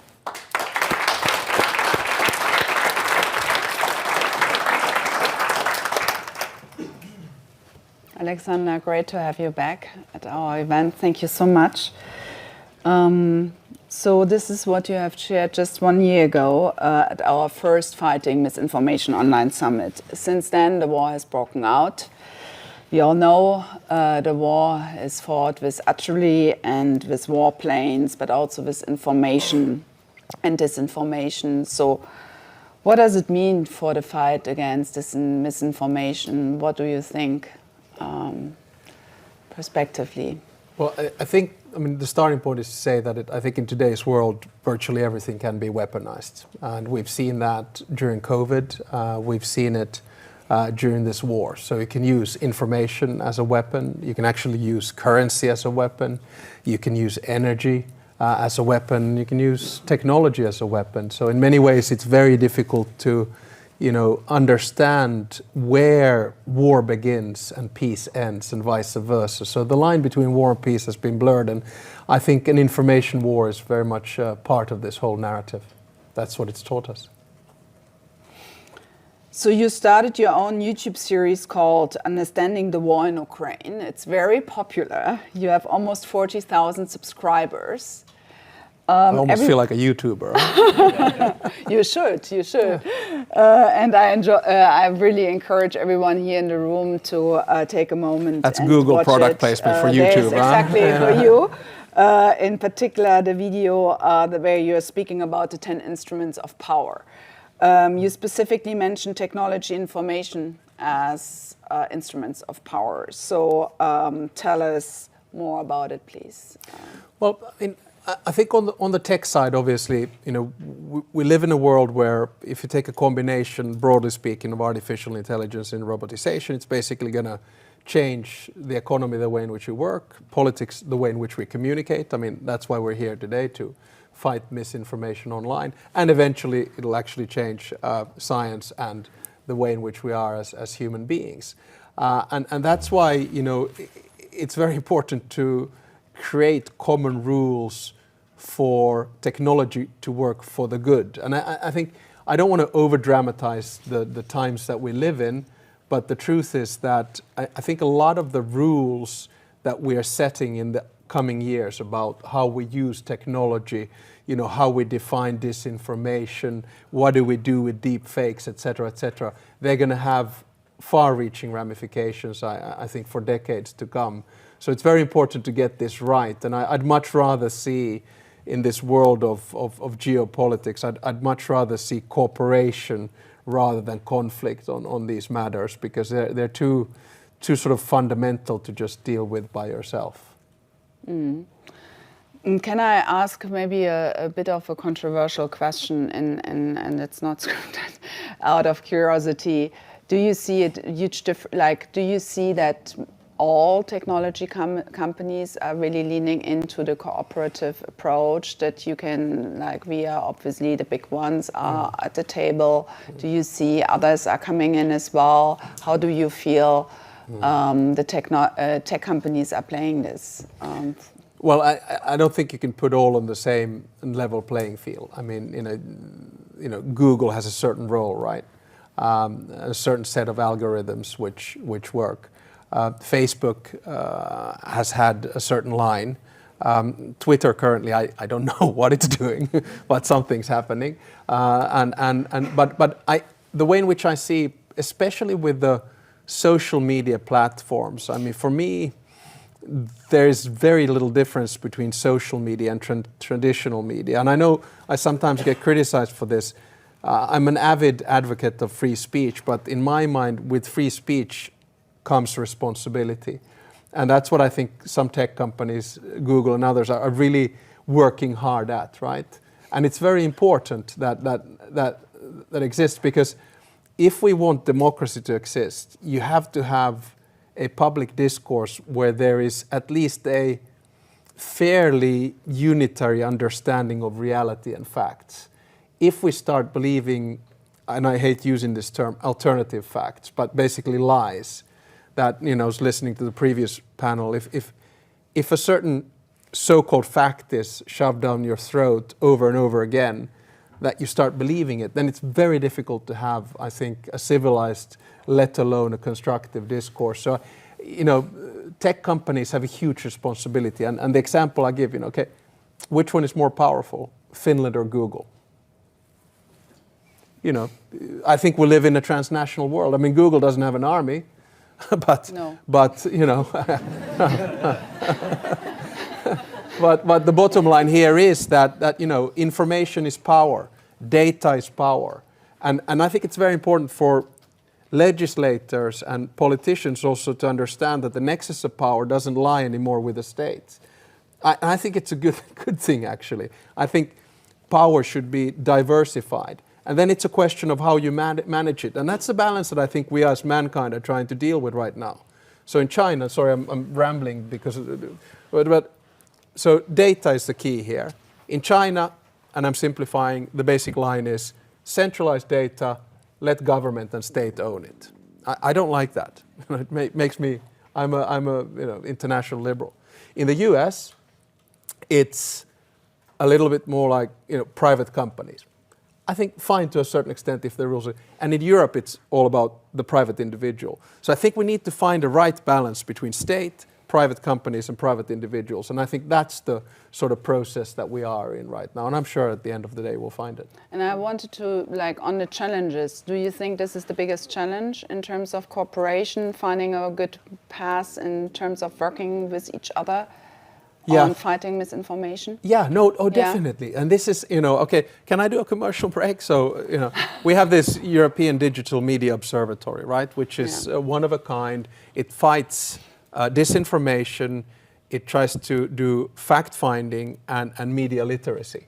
And we were very fortunate to be granted for research a nice sum of finance from Google. And that's exactly what I think, you know, big tech companies should do, because they understand that they are the ones that are providing the information. They also understand that there's no such thing as neutral tech or a neutral algorithm. And when you guys join that fight against disinformation, I think the world becomes a much better place.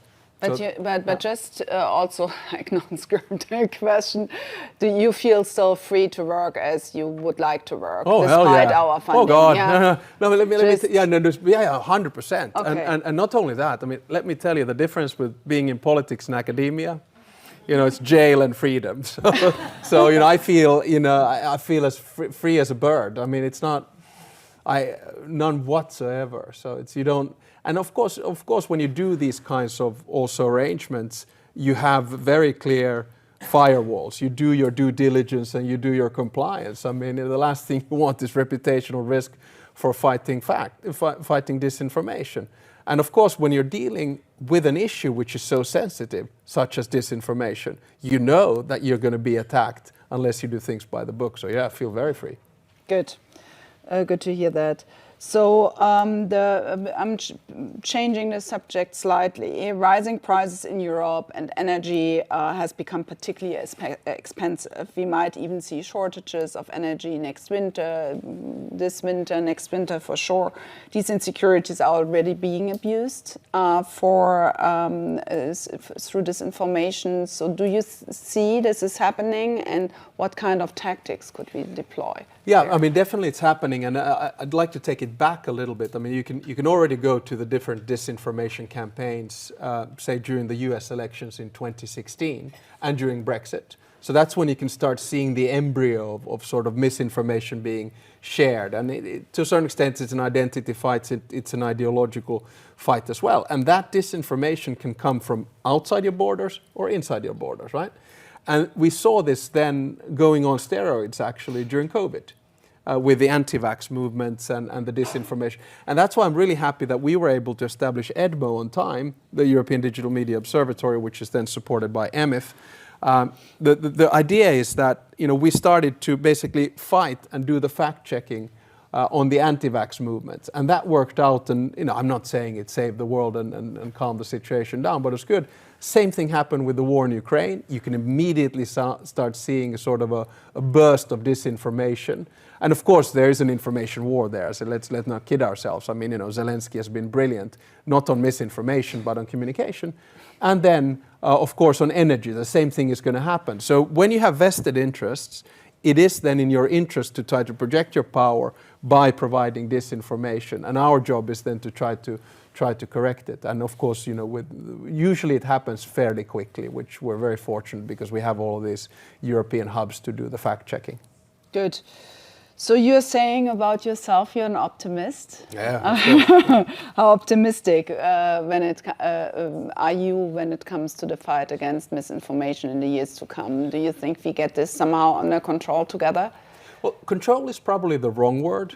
I don't think we can have a life which is under control, because then we might be living in some kind of an authoritarian regime. I think what we have to understand is that we don't live in a utopia. We have to start tolerating a certain level of discomfort when information is so plenty. In the olden days, when democracy was created, say, in the books of John Locke or Rousseau or Hobbes and so on and so forth, then it was different, because democracy was supposed to be slow, messy, and compromise-seeking, and you had time to react. So if you're in politics, perhaps a foreign correspondent sent a letter and you could read the beginning of a war, 3 months after it had started. Then it became 3 weeks, then it became 3 days, then it became 3 hours, and then it became 3 minutes. And now if you don't react on Twitter within 3 seconds, you're done and dusted. So this means that in politics and in discourse, we live in a new era, and it takes time to settle into that era. Are we eventually going to get it right? Yeah, to as far as we can get it right. We're never going to get it perfect, because people lie. That's a fact. But I think eventually we will get it right, and it'll be a combination, obviously, of brain power and I think technological power that will deal with it. Excellent. Right in time to pivot to questions. Yeah, I think we should. Thank you so much. I mean, firstly, that was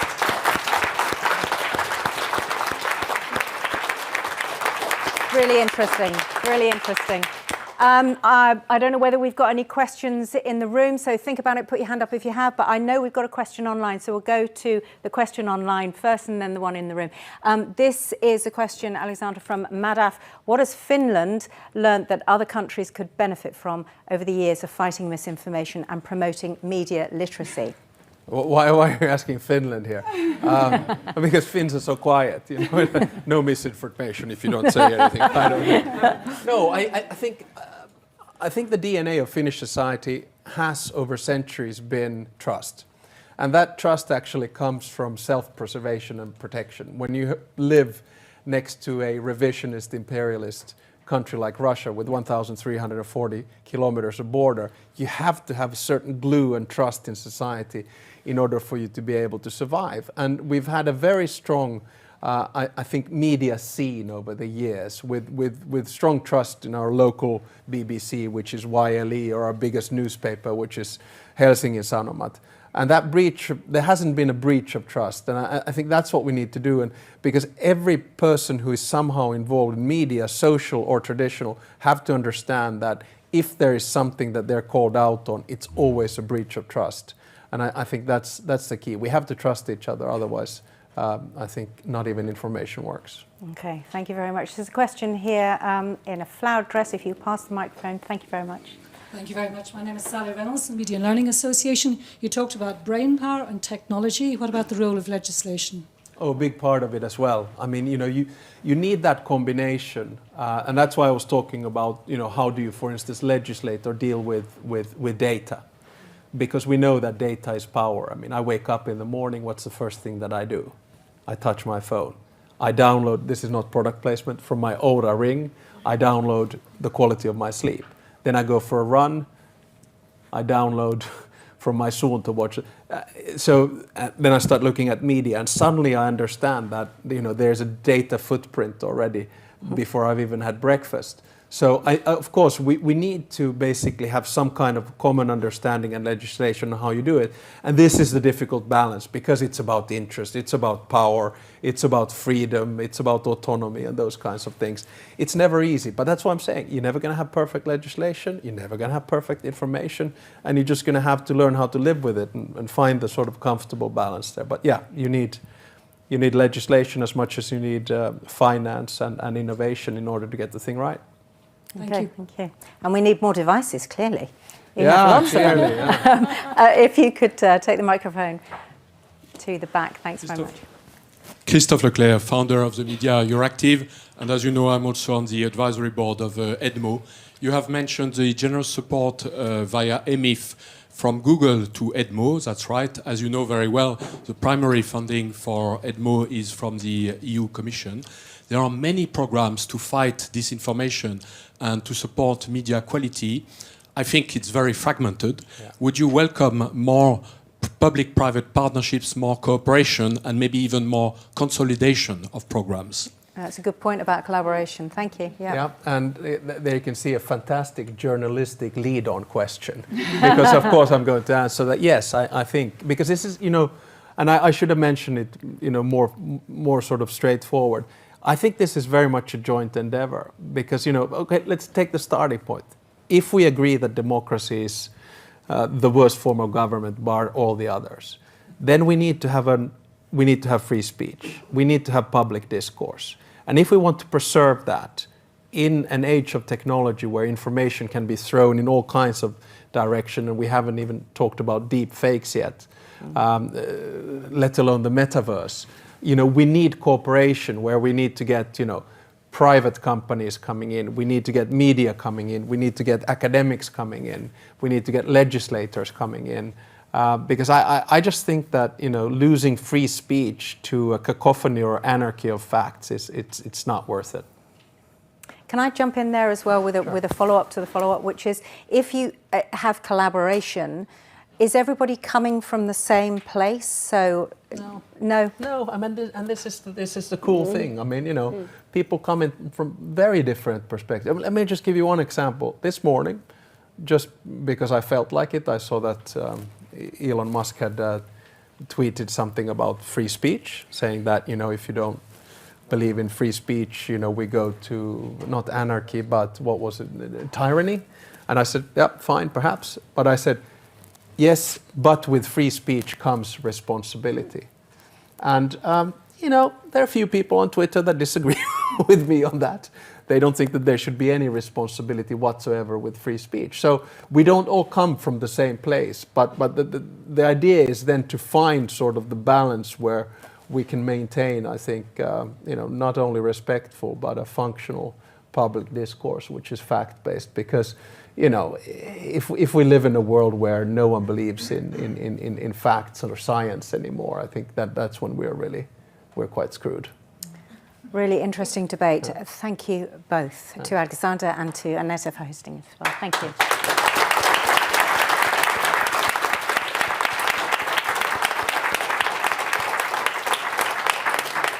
Thanks to your questions. Do keep them coming in as well, because our speakers will try to answer them if we haven't got to them here.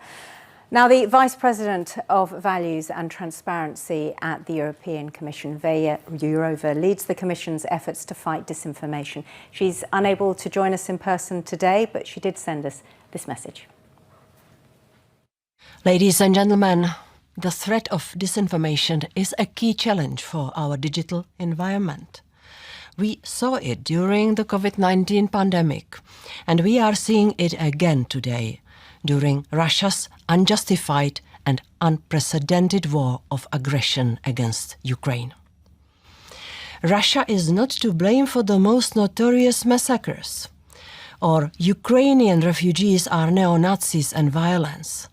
These are only two examples of the disinformation narratives spread online. Other recent examples cover inflation, rising energy prices, potential shortages, and more generally, the economic downturn. The Russian state has engaged in an information war which accompanies its military aggression. It is clear that we cannot stand by and watch as such damaging narratives take hold. We cannot leave the field to those who have an interest in sowing fear and division and in undermining democratic debate. The EU is ready to take up our responsibilities in this fight. We have been making progress on several fronts, and we have been doing this the European way, in full respect of our fundamental rights and freedoms.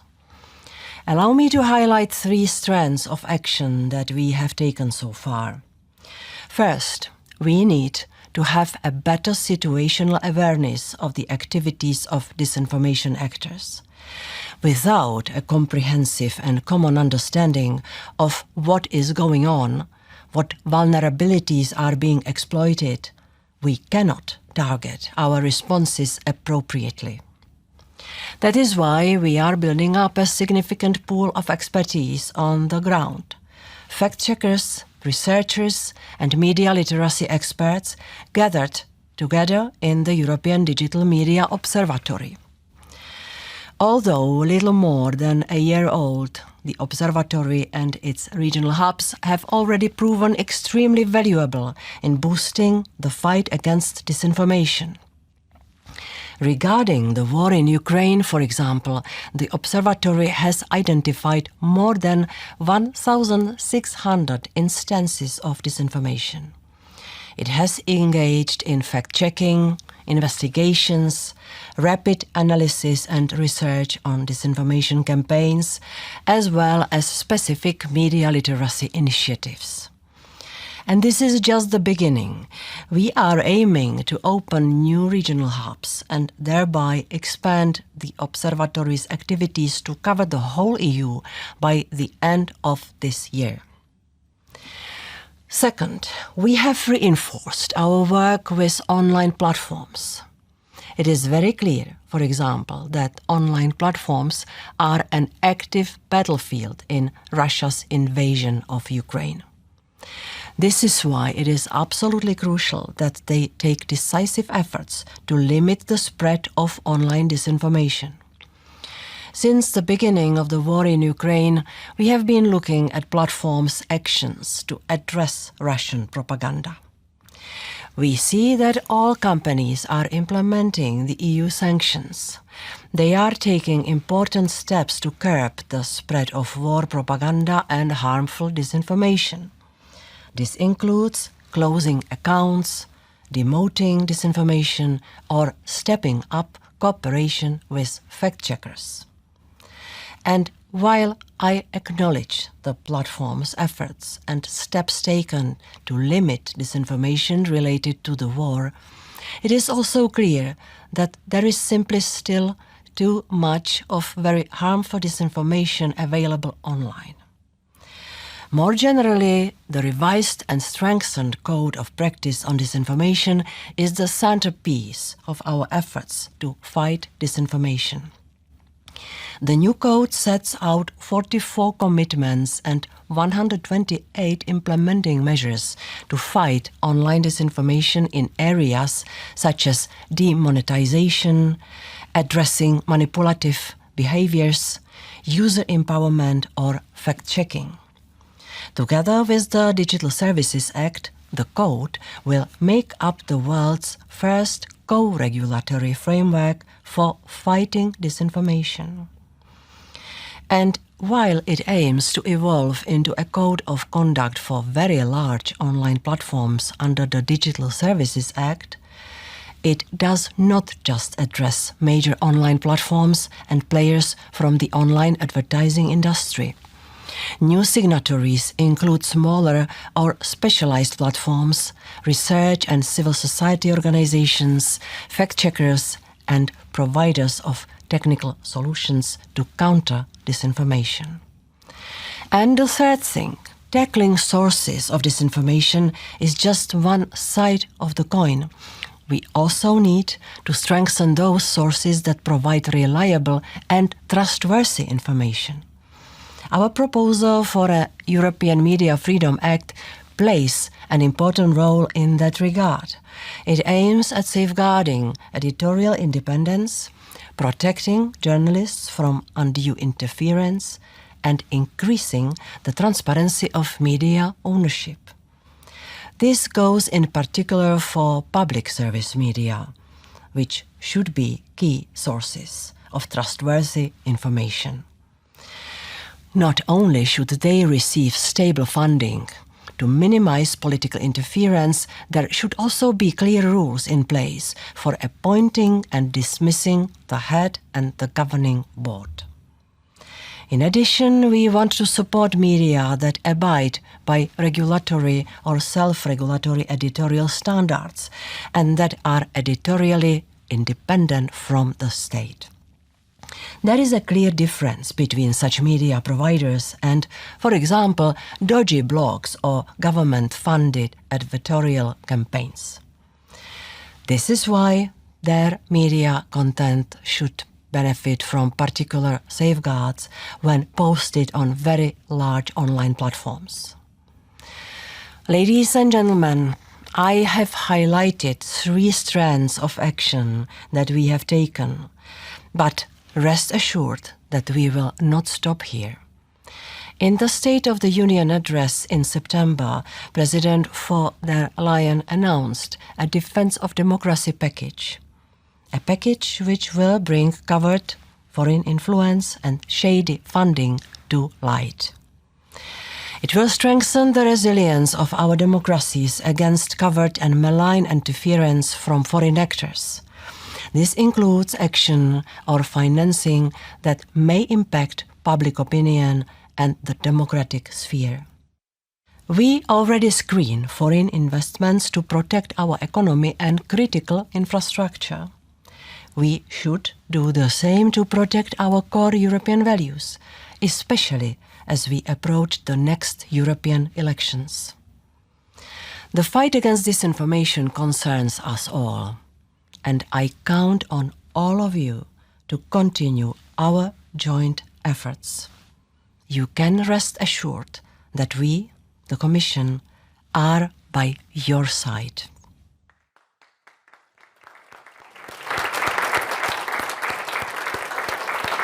Thank you to Vera Jourova. Don't go anywhere. After the break, there's lots more to come. MEP Eva Maydell talks to me about whether our citizens are set up for success when it comes to tackling misinformation. The man who's long chronicles society's battle with truth and fiction, the journalist, writer and filmmaker Jon Ronson's here. We'll be back very soon.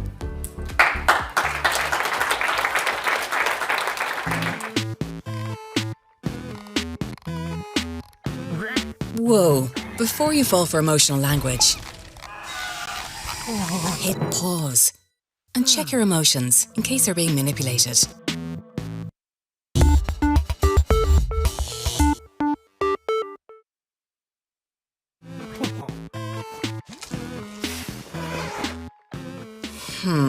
Before you trust an expert online, hit pause and check their credentials.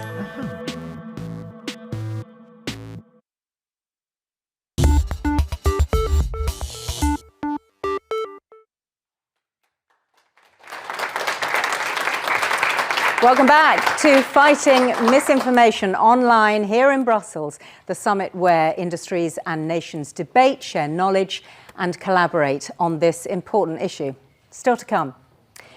MEP Eva Maydell on stepping out of our silos and coming together to tackle misinformation.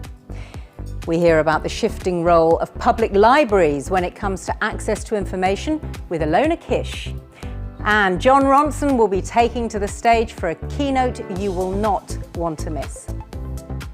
And don't forget, whether you're with us in person or as part of our virtual audience, your opinion does count. Please do use our chat or ask a question function on the website to join in throughout the programme.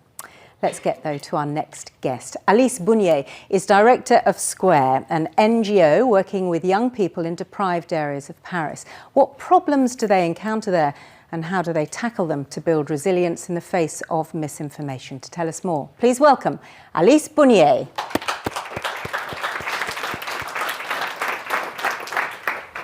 Good afternoon. Thank you, everybody. I'm delighted to be here. My name is Alice, and I want to present the work we're doing with Square. So I'd like to start with a figure that summarizes the problem we are trying to tackle. About the Charlie Hebdo attack that happened in Paris in 2015, we realized that we have a large number of young people who do not condemn firmly the attack. We have almost half of the young people in our target community who do not condemn it firmly. Our audience is composed of young people from disadvantaged areas and in the greater Paris area.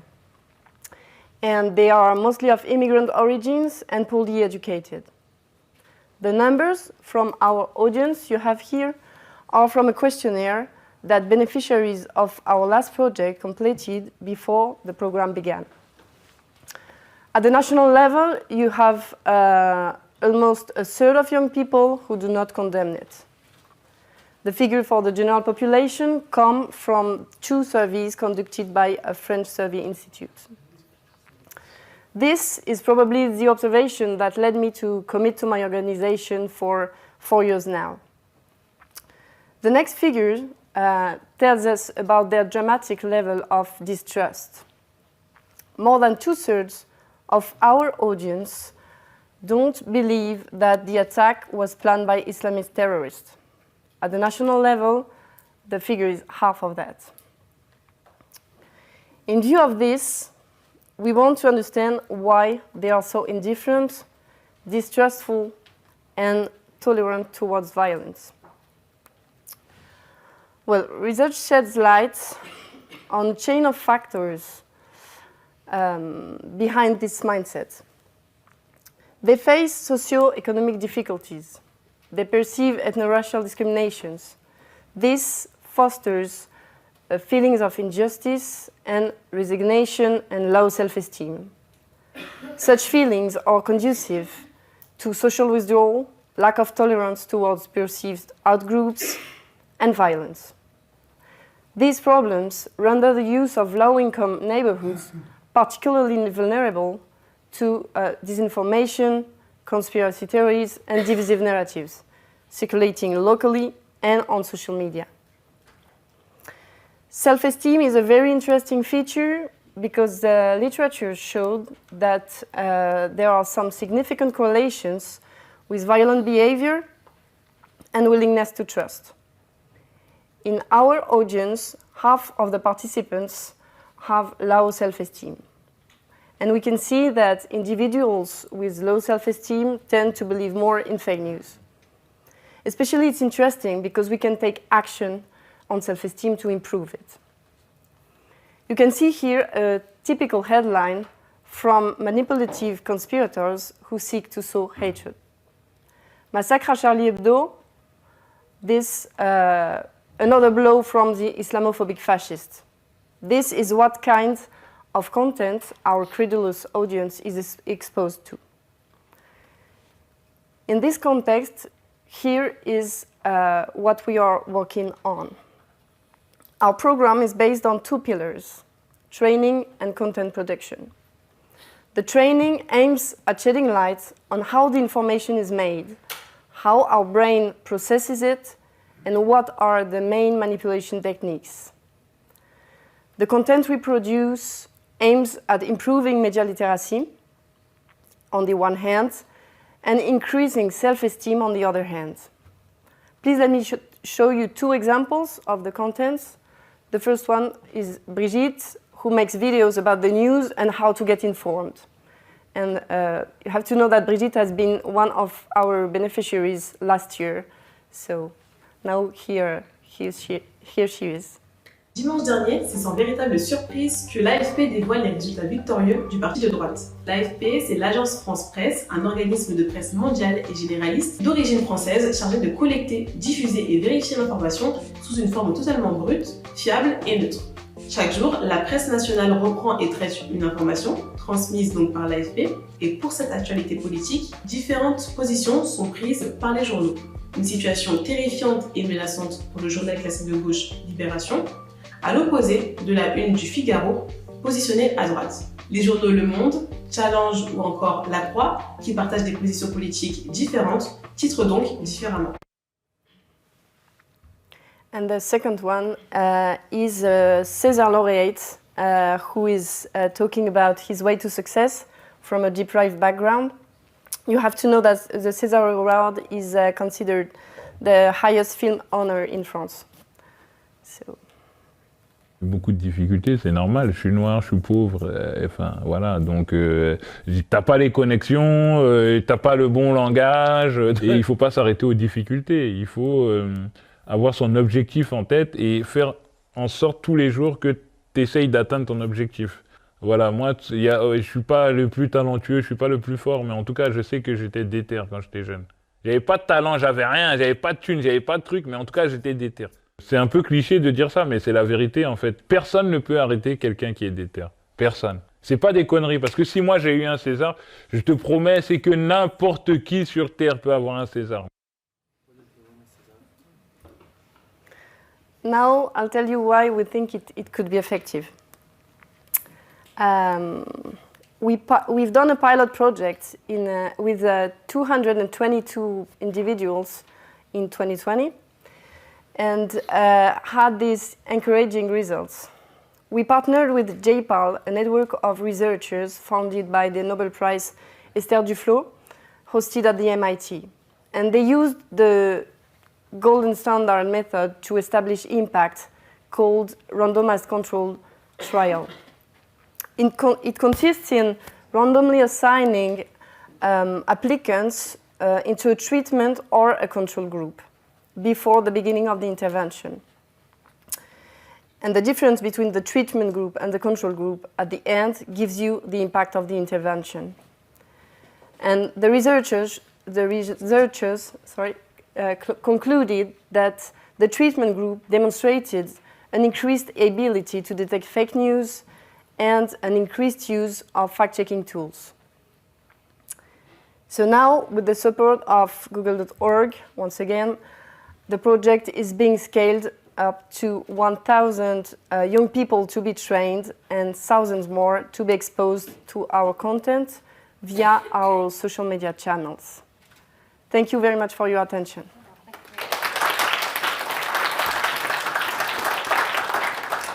Alice, thank you so much. Those are really positive results, aren't they? Yeah. And I gather that you conducted that clinical trial in the time of COVID. And as a researcher, I know I did a clinical trial during COVID. It's really hard to get so many people participating.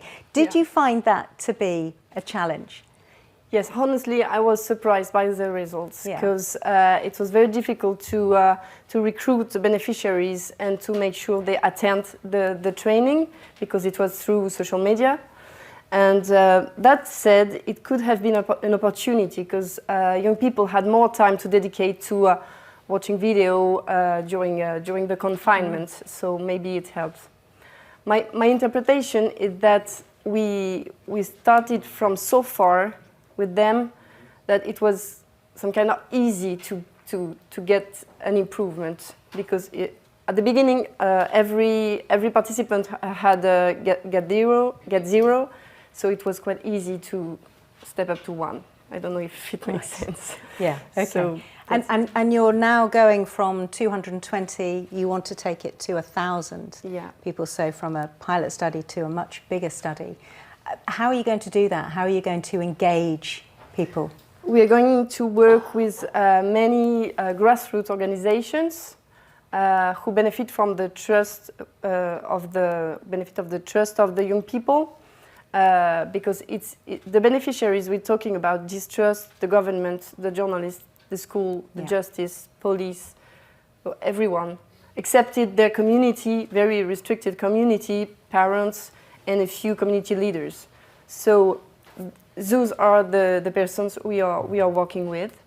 And we have concluded already 6 partnerships with grassroots organizations, so they are going to recruit the beneficiaries and host the training. So the grassroots within the communities will engage because there's a traditional distrust of engaging with our other institutions. What are your hopes then for this? Because if the results are an ability to detect fake news and fact-checking, that's really positive in terms of getting that message throughout France.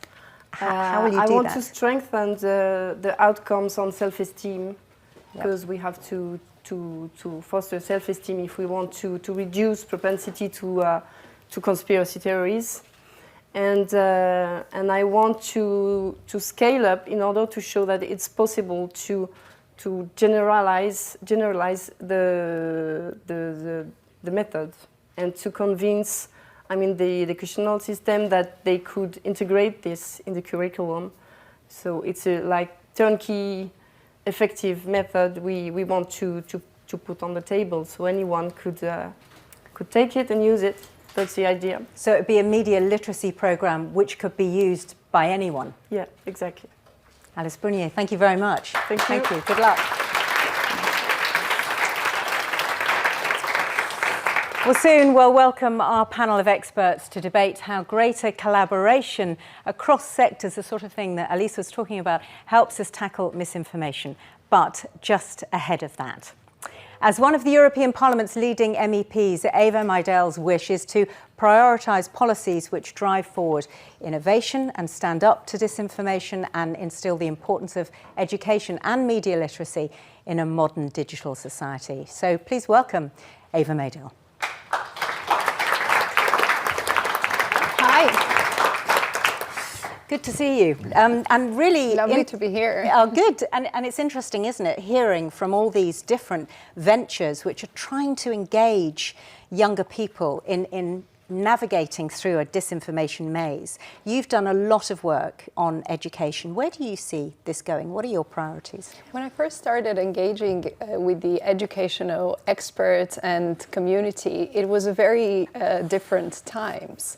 We did not have to talk about misinformation, or it was not at least that high on our agenda. But one thing I've noticed is that I think my generation, the ones of us that are in their 30s or 40s, we perhaps not have all of the tools necessary to detect misinformation, but I think the new generation, the next generation, youngsters that are in their 20s are equipped with the necessary tech skills in order for them to be able to use them and detect misinformation. And I think what we have to teach them is basically to make sure that they're ready to defend the tech space from malign actors. We need to make sure that they're prepared for the challenges that they will be facing today, but that the ones that they will be facing tomorrow and in the years to come.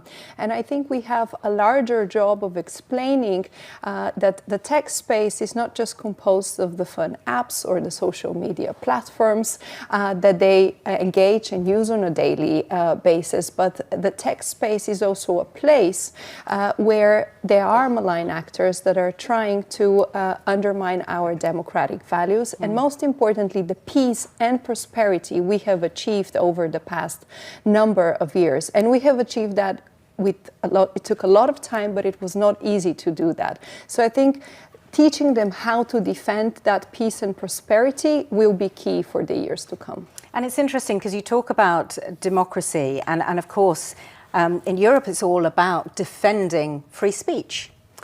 Is there a line to be drawn between legislation and allowing people to see what they want to see? So I think the wrong balance in that very tricky, so to say, situation would be if we would censor everything. The wrong balance will be called censorship. I think we cannot ban things that we don't, simply because we don't like them or they don't sound well. There has to be clear rules, and this is what we tried to do with some of the legislation that has already been concluded. Mm-hmm. And this is why now I think the important thing is to teach that new and next generation that we live in an information warfare. And sometimes you might be seeing some sort of channel that claims to be and pretends to be a media, but actually it's a weapon that's used against our societies, our democratic values. And I think we need to be very clear in communicating that yes, there is a war that is being fought on our territory, but there is also an online war that is being fought with different type of tools. And what this war is trying to do online is to basically undermine those values that we've worked very hard to achieve and that I referred earlier on. And this is why I think the key thing would be to have some sort of a collective action between institutions, between the companies, the social media platforms, and society. Because we need to have citizens, we need to have people on our side in this fight. How easy is it going to be to get that collaboration? We heard earlier in the session about sometimes the amount of distrust there is between organisations, between the public institutions and the media. Do you have hope that you can see everybody coming together so that everybody's working from a common perspective? Well, as I said, I think for me it's very important to have the citizens on our side. And this is why the key piece of that puzzle will be trust and the trust of citizens. We cannot allow ourselves not to explain how difficult the democratic institutions were built, how difficult it is for those democratic instruments and mechanisms to function when they're constantly attacked. And I think keeping citizens closer to those democratic mechanisms, to the policies and the politics we are trying to do, will be absolutely key in defending democracy and standing by our values. I think it's sometimes difficult of how to approach citizens, and I think part of the problem is the way we communicate, especially from an institutional perspective. I think we need to change and rethink our communication. We need to be way more direct. We need to be much more authentic. We also have to be emotional at times. We have to touch the hearts and the minds of people. And often that is not done by facts and figures, but is done by telling stories. So I hope we'll be able to tell more stories. I wonder as well, when you were listening to people talking about the war in Ukraine and the amount of misinformation, really harmful, that came out about that. Do you think that changed the way we all think about acting on dis and misinformation? What did you see there as a politician? I saw that in some countries it triggered that honest discussion to take place. Okay. It triggered that politicians, when they were faced with very tough and difficult decisions to take, they saw that society is divided, that they had to come forward and name things with their real names. They have to say, who are those malign actors? Who are we fighting against? And why someone is trying to undermine our democratic values. So once you had that honest conversation, I think in my own country, for example, you saw that the support for Vladimir Putin, which has always been unfortunately very high, dropped with 30-40%. And so I think it's about explaining and really having that talk. I haven't heard that many prime ministers across Europe coming before the public and explaining that there is two types of war. And we really need to protect our citizens and equip them with the right tools to detect that misinformation and disinformation. And I think we need to tell citizens that not everything they read online is the truth, and then they need to try and check. And here comes the role also of traditional media and quality journalism to be able to assist citizens on how to be guided, where to check, how to distinguish between an information that is not true and correct. It might be said, though, that quality journalism is more expensive to produce, and also if you do quality journalism, and I worked at ITN for a long time, but ITN, BBC, there are places, they have units that fact check and are able to do that. That's not the case everywhere else. So it's quick, it's easy to produce misinformation and disinformation. So how do we address that challenge? Well, this is why I think it's precisely there where quality journalism comes into place. When there is a doubt within society, it is when, journalists should come out and explain to the public how to get to the real source of information and then judge for themselves and understand what is right and what is not right. I think there is a humongous role for those journalists to be part of that collaborative effort. But I think that collaborative effort has to be led by institutions. And I say this because we have to name the things with their real names. We need to come forward, but then we have to collaborate with the social media platforms. We have to collaborate with all sorts of technological companies that could help us support society in trying for them and for people, for citizens to detect what is true and what is not. We have to collaborate with civil society, we have to collaborate with media.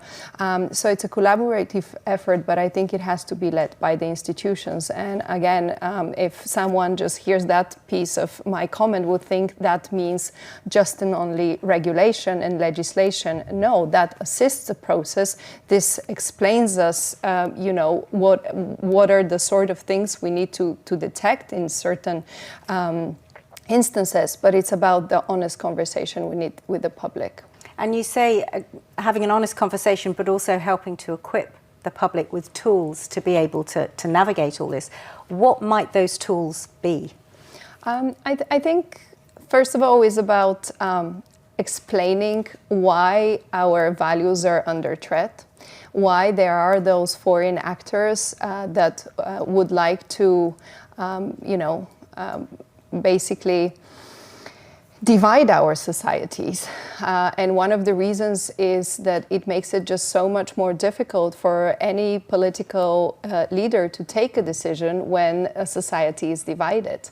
And this is when we have to talk and explain and be direct. Some of those old-fashioned press releases do not work anymore, that very often are very well tailored, that citizens are unable to understand what is the point that we are trying to make. Yeah. And often it is quality journalism that comes, at the rescue and explains it in a very understandable language. But I think it's also up to political leaders to be able to do that. And final question, how optimistic are you that the emotionally driven disinformation that we were hearing about earlier, that those who are attracted to that can move towards the quality journalism? And how best to do that, to say, actually, you don't want this stuff here, you want this over here? Well, I think that that emotionally driven media it will still continue to be there. Yeah. And we cannot ask everyone to just move from that sort of media to another type of media.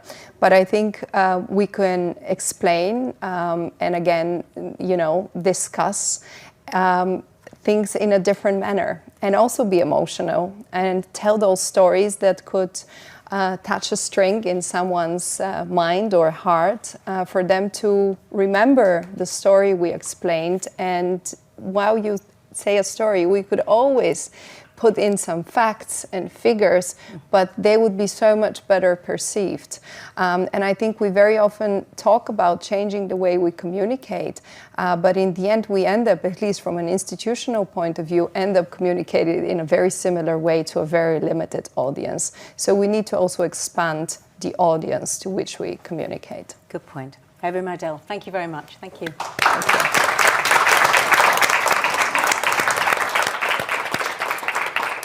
Well, our next panel of experts believe that collaboration, which we've been hearing about, is key to countering misinformation. But what are the incentives and the strategies needed to join forces? To discuss this and more, please welcome Oreste Pollicini, Christina Stubb,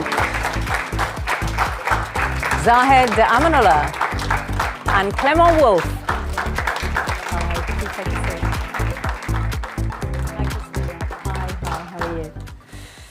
Nice to see you all. Thank you very much for being here today. We've heard a lot about disinformation, we've heard about collaboration, we've heard about quality journalism, and what I would like to talk to you about is I guess, the place that legislation plays in all this, and the code of conduct, disinformation, which is has already been mooted. We know a lot about it. 2018 it came out, strengthened earlier this year. Tell us more, Christina, if you could start here. Tell us a little bit more, as your head of unit at the European Commission, how this is going to look when it's implemented. What are your expectations? Thank you very much for this question. The Commission's expectations towards the code is to become a strong toolbox that can fight disinformation. We have set out our expectations regarding the new code in the guidance that the Commission issued in 2021. These are expectations in which areas the code should be strengthened. Overall, the expectation was to have stronger commitments, to have safeguards that the commitments will be met by the signatories. It was also an expectation to have a broader signatory base, so a true multi-stakeholder approach, also to increase the transparency, and last but not least, to make sure that the code is future-proof. Future-proof. Okay, and Oreste Pollicino, Professor of Constitutional Law at Bocconi University, you chaired the code's negotiations. So what were your main learnings from the process? Thank you for the questions. I mean, I learned a lot because it was a very innovative methodology, I would say. And we needed to have a formula that should have guaranteed pluralism, a real debate, and at the end, a compromise. This was what we needed, and clearly with the supervision of the European Commission. And what Christina said, it was very important. There were different voices that needed to find a common language. It's not always easy, as you can imagine, if you consider civil society on the one hand, the industry on the other one, advertising and fact-checking. So at the end, what I learned, and it was a kind of, I would say, gradual approach. So try first of all, and this is connected to what has been said before, to inject trust among the different voices. Because if one voice or one representative simply doesn't trust the other one, it was very difficult then to find a common language. Once that the things were going well in terms of humus, I don't know if I'm clear, in terms of trust, reciprocal, then it was easier to try to find a common language and even to do sometimes a step back or a step forward, depending from the perspective, to find a solution, to find an output that at the end I think is quite significant. Okay, and I know that you're interested in this, Zahid, as being from the Institute for Strategic Dialogue. Is this something that can work? Do you think, having looked at the Code of Conduct? We think it can. I mean, we were very encouraged, actually. We published a report with recommendations on the 2018 version, and we're really impressed to see that many of those concerns have been addressed. You've got 44 commitments up from 21. You've got this commitment to transparency and a transparency center where people, researchers like ourselves and others who are interested in finding out the impact of this data, not only have access to the data, but also contextualize information on how that data is used. That's really important.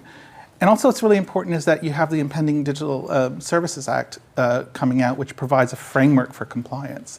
I think this is, all the pieces have sort of fallen together at the right moment, where we have the framework, a long period of consultation and discussion. You've had 33 plus, companies sign up to this in terms of a commitment to abide by the principles. Now that's going to be pushed forward into a baseline sort of status of each company in terms of compliance with those. You've got KPIs that are defined. So there's so many factors here which speak to the process. Like you just mentioned, it's an iterative process, and I think that countries like the UK and the US are watching very carefully here to see how this process is playing out. And in this sense, we're doing the heavy lifting here, but I think it looks very promising. Okay, Clément, from your perspective at Google, do you worry when you see a code of conduct on disinformation? Do you think, right, I hear obligations and I see legislation and that puts us in a difficult position? I think it was a very novel process, so I don't think worry is the right framework here. It was more a sense of wondering how we approach this new object, which didn't really exist as such before the Commission laid out this new framework for deliberating on this instrument. And we've engaged with it, I feel, pretty meaningfully throughout the year, first before its signature and its drafting. And since then, I think all of those who are in the room and in the audience online should know, the work continues. We're not just, it's not a one and done where we all walk away and go back home and just call it a day.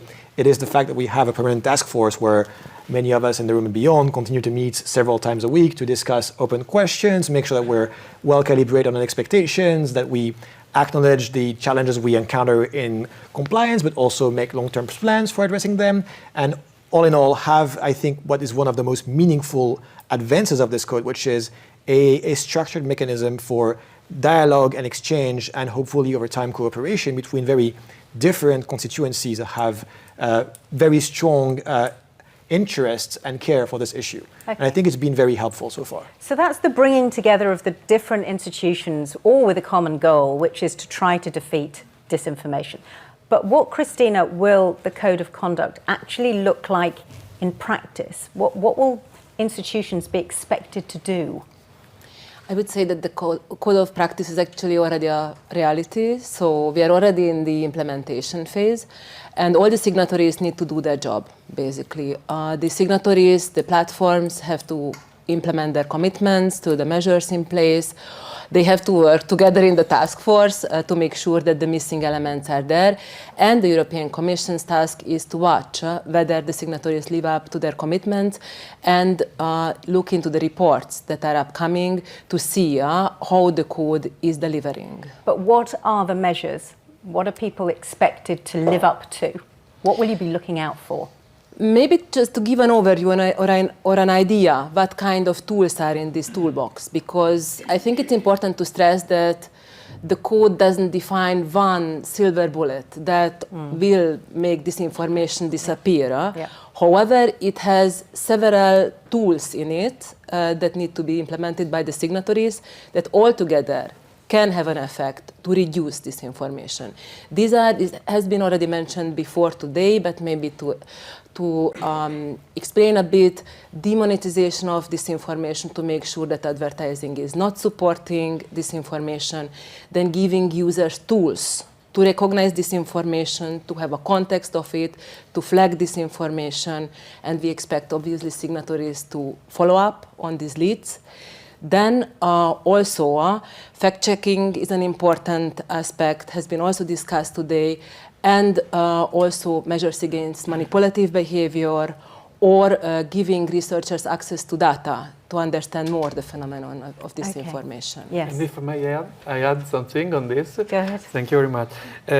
What I found important is that in a way we were lucky during the process, because the huge difference with the code of 2018, it was that at the time there was not a roadstar, there was not something to look at. In this case, we had the guidance of the European Commission. What does it mean? It means simply that we knew that there was what we call red line, something that it was simply impossible to go below. This was very important. There was also another lucky circumstance that we knew that in few years would have come into force the DSA, that basically is making the code of practice a shift from a self-regulation exercise to a more co-regulation. So we worked as it was already in force. It was not in force, but everybody in the room knew that it was better to do now the job than then later having the enforcement. So you've got the Digital Services Act, you've got the Code of Practice, which it would be a good idea for everyone to sign up to, is what you're saying. Exactly. There was a good incentive, I would say. We're not compelling you. Not compelling at the moment, but for sure, you know that it's better to do their job right now than then later pay the consequence. Okay, so I had not compelling you now, but so what do you think about the Code of Practice? And it's sort of, it's voluntary, but I really would suggest that you do it. Well, this is sort of an example of letting society have a say in how these companies operate. I mean, is this perfect? No. And the point of it being an iterative process, a consultative process, a collaborative multi-sector process, that's what will hopefully make it work. I mean, and for the companies, for example, that haven't signed on, Apple and Amazon, you know, there's a strong incentive for them to sort of figure out a way to be involved, you know, because ultimately consumers, users of this information will look at this and judge for themselves whether this is benefiting their lives. or not. And of course, they're the market, right? These are all private companies. Ultimately, they have to answer to the users. So a strong argument has now been put in place for real action on disinformation, and with the signatories now committed to at least, meeting us, halfway down the road. Let's see what happens. There'll be another discussion after that, and we can talk about changes or modifications after. But it's important that the process starts. We've spent so much time debating and discussing what this framework looks like, and while other countries are still debating, we're doing it here, and that's important. And Clément, what does it look like when you're implementing these proposals? Because you have signed up to this code of practice. Have you signed up to all of it? Is Google alongside? Yes, we have signed to not all of it. There are specific sections that will apply to our services in the same way, but I would say the vast majority of it. The signing forms, by the way, are public, so of course anyone can go out and see for themselves which specific measures we have signed up for. But what it looks like right now is a lot of work for a lot of people who are not in this room right now, but trying to meet all of the very demanding standards put forward by the code in terms of both continuing to improve on things like tackling inauthentic behaviors or user empowerment, as Christina mentioned, but also transparency, the amount of detailed reporting that is required under the code, I should say public reporting across Europe is pretty high and pretty novel. It also involves a good amount of partnerships with the ecosystem, whether it's with fact checkers or with researchers or with others.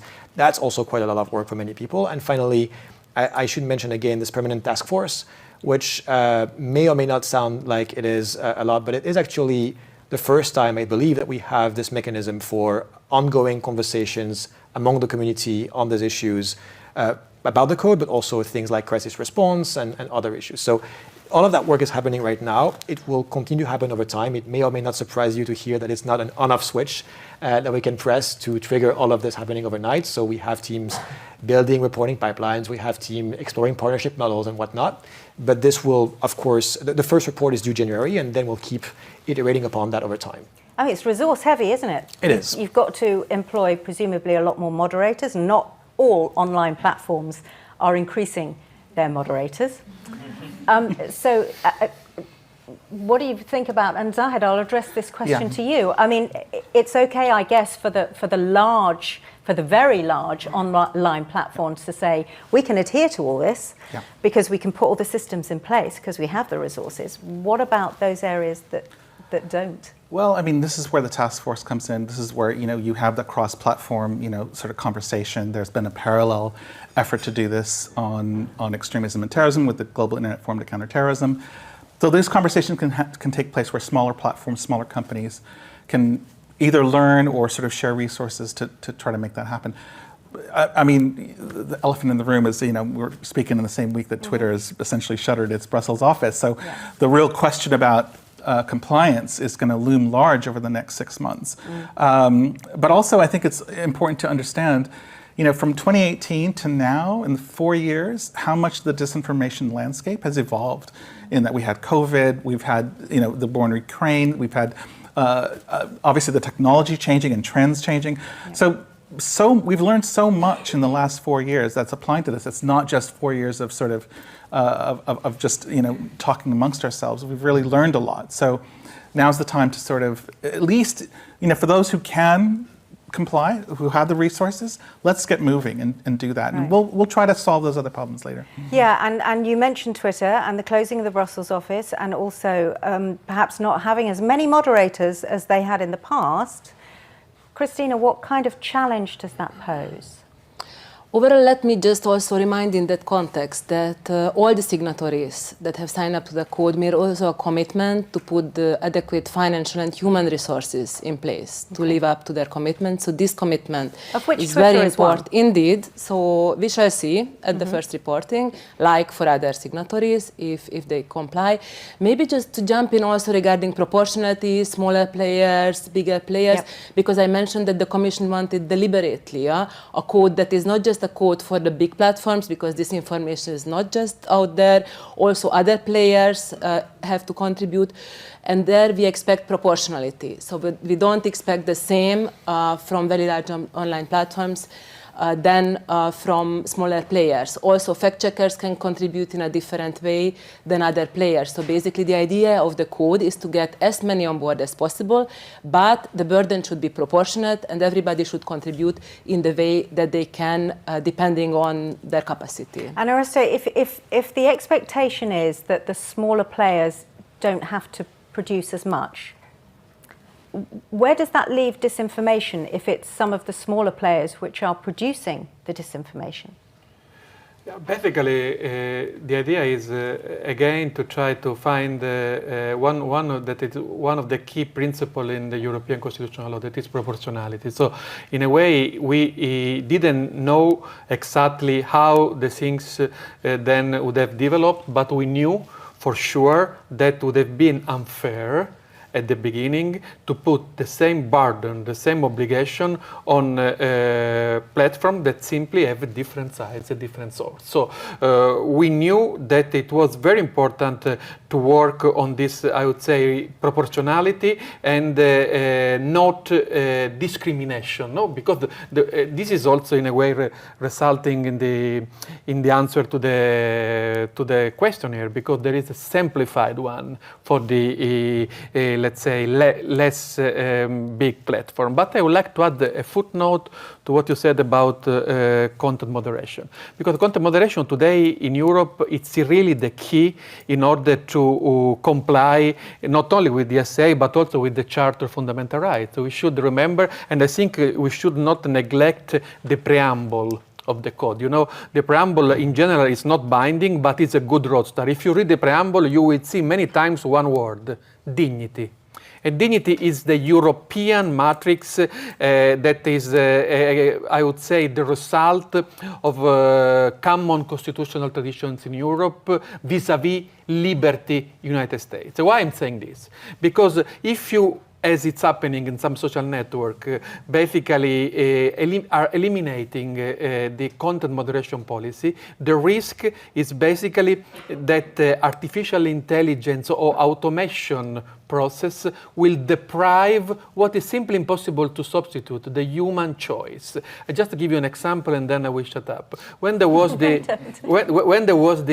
pandemic season, there was a period in which the fact checkers and the human being employed were forced to stay home.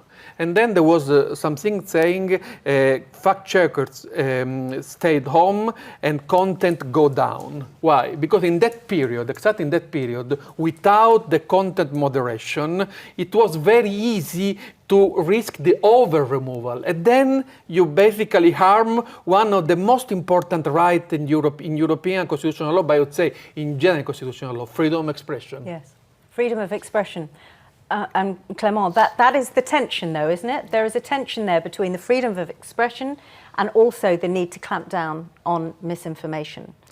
Yes, there is one. How do you navigate that? Well, it's one of these tensions that can only be resolved with a yes and. We have to do both. We have no choice but to focus on both. The asset we have here as an online service, a set of online services, I should say, is that the levers we have, which were discussed in some of the earlier panels to act on these issues, are not as binary as either remove or don't remove. There's a lot that can be done and which the code actually encourages to focus on contextualization, elevating authoritative information or reducing the spread of borderline content. That does not deprive anyone from the right to say their piece or for information to be found if someone wants to find it, but makes sure that we as a service do the best we can to empower people who come to us for information with the best we're able to provide them. But when you're making those choices, it's humans that are best able, is it not, to make those choices? To decide what you leave online, what you take down? Indeed. So whenever we do have policy that dictates the removal of content, then I could go in a very lengthy elaboration on this policy, which I won't do because thankfully you don't deserve that. It's way too burdensome. But the important point is for policies about things like misinformation, which are context heavy. AI is not good enough to understand where a comment is made in jests. when it's satire, when it's meant to denounce something, or when it's meant to endorse it, and it may not make a difference between different cultural settings. So AI systems are really good at helping our trust and safety teams detect leads. They can line up sets of content that are worth reviewing and looking into. What they cannot do well is make that final call on this sort of policies. For some policies, they can. If you look at spam, for instance, very technical stuff, or we can evidentiate coordination, for instance, that's a little easier. But for things that rely upon such understanding of cultural context, you have to have humans in the loop. And that's why it's hard to, in our jargon, scale. And that's why these other levers, which are using ranking systems, using context at scale, the kind of media literacy campaigns we discussed earlier today are so important because they scale much better and they provide more opportunities for us as a set of services to benefit our users in that way. Okay. We're calling for questions, and we've got a question from our online audience from Paul Kilkenny, and it's a question for the Commission. What does success of the Code of Practice and the DSA, the Digital Services Act, in relation to misinformation and disinformation look like? For example, an earlier speaker stated that EDMO discovered EDMO. Just fill me in. EDMO. European Digital Media Observatory. European Digital Media Observatory. Thank you very much. Discovered 1,600 instances of disinformation. 1,600 instances of disinformation. That's one for you, Christina. Sure. So from the Commission's perspective, obviously success looks like if the code is implemented and the measures put in place that can reduce disinformation. At the same time, I would be very worried if one day I wake up and there is no disinformation out there. Then I think we arrived at the stage when we are over-regulating. I profoundly believe that this is not the case. And also, let me also chip in regarding the freedom of speech. I actually don't see any conflict between the code and the freedom of speech because the code's measures are not targeting removal. Is it against the freedom of speech if independent fact-checkers check content and indicate that it may not be true? Is it against the freedom of speech if advertisers don't support with their money disinformation content? Or is it against the freedom of speech to remove fake accounts or bots that are spreading disinformation? So I think we found the right mix. I think there should not be an expectation to have no disinformation out there, but we would like to see the impact, indeed, of the code. Zahid, you wanted to come in on this? If I could just add to that. I mean, one of the role of independent researchers is to find out also what this success looks like. In our research on disinformation, it's not just about the messages, it's also about the instigators, the state and non-state actors, the networks, the individuals. In some cases, it's a very small group of individuals that are promoting a lot of disinformation with a wide reach. With these measures in place, we'll be able to continue that research and continue to see if those networks are disrupted. So not just the messaging and the impact on the end user, but those networks. We'll be looking for that very carefully because if those networks are disrupted, then we have a good idea that possibly other sources of disinformation are also being disrupted. Okay, thank you.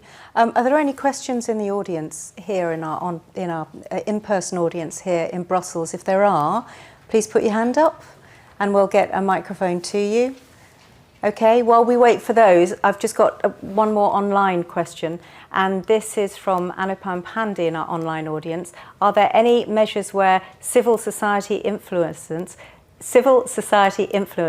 can collaborate with agencies or policy bodies to ensure quality of content and flag the inappropriate? I guess this is also back to you and to also Clément. Should we start with Clément? Sure thing. And thank you so much for the question. I obviously, I want to make sure I understand it well, but as I take it, this is about understanding whether civil society can play a role in first flagging of disinformation, and second, helping set the standards for what is welcome or unwelcome. I would say certainly the code does have provisions about the flagging of content on online services. Signatories have to have policies that address the risks of disinformation. They have to be transparent about these policies, and they have to enable users to flag content under these policies. So that's a part of it. And civil society, just like anyone else, can of course use these tools to report disinformation. Insofar as the the notion of deciding what constitutes quality content, that's always going to be a little different depending on the service. What makes sense on one social media may not make sense on another search engine, and so on and so forth. But first of all, the code does provide, again, via the Permanent Task Force, a venue for discussion on all of these topics, where feedback can be shared, where explanations can be provided, where there can be some sort of a dialogue. And second, I would say most services I'm aware of, though certainly not all, do consult with civil society, with experts, and so on and so forth, as they elaborate their policies, precisely so as to understand what are the considerations that these experts would raise and how to make sure to factor them in. When all is said and done, this whole process will help minimize disinformation. It will not eliminate it. And I think we need to be very, very clear that it's like we're talking about the war on terror. It's like, these things won't go away. We're just trying to control it and manage it. And so for that disinformation that does get through, civil society has a huge role to play, especially as they're often the victims of this disinformation, especially if you're a targeted minority, for example. So I've got some, lots of anecdotes where we work with civil society organizations in pre-bunking, which was mentioned earlier today in Yasmin's talk, or providing advice on filling the vacuum of narratives that are used by people who are, purveying disinformation about specific target groups, whether it's anti-Semitic, Islamophobic, you name it. And there are real examples of where this could be successful, but it's on a case-by-case basis for individual communities, which, of course, when you multiply that across society, that does become another challenge. But, it would be nice if that challenge was minimized through this process. Then we can focus on solving those problems. Okay. Yes, Christina. And maybe just to add that it's also important in this context that civil society organizations are also among the signatories of the code, so they are part of this community, part of the task force. They are involved in the discussions, for example, how to reduce disinformation regarding Ukraine, and obviously we expect the signatories, online platforms and so on to take their concerns seriously in this regard, and I think this is an important part of the multi-stakeholder approach that we are speaking about here. Oreste? And if I may, there is also a legal basis on this, that is the recital, that now are always more important in the case of the Court of Justice. The recital, now I don't want to sound legally and boring, but the recital 90 of the SA, that in the mitigating risk activity of the platforms ask for the involvement of civil society. So we have a legal basis there that we can use in a way to inject even more civil society participation. Okay, thank you. There's a couple of questions in the room. If we can get a microphone first to Jumper Gray over here, or if you can't, to a microphone. There we go. If you could just reach back and get your microphone. Thank you. If you could say who you are, where you're from, who you want your question to be addressed to, that would be great. Thanks. My name is Andriy Kusem, represent Let's Date Ukrainian startup. So I think the question mainly would be to Christina, but I think in general. I think disinformation strives where in the shadows where communication doesn't reach. And we've spoken a lot about the platforms and spoken a lot about civil society, but there is also communication in the public sector, public communication. And I think often what we see right now, it's quite ineffective. It's not data-driven.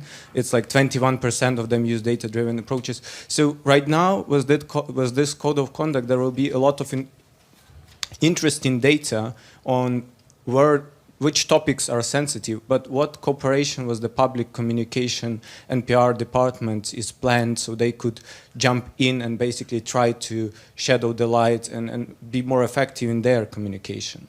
That's a really good point. Thank you very much about misinformation existing often in the shadows, and it's not necessarily in the large platforms that you expect. So how can you encourage that cooperation and get into those shadows in order to get to the disinformation, Christina?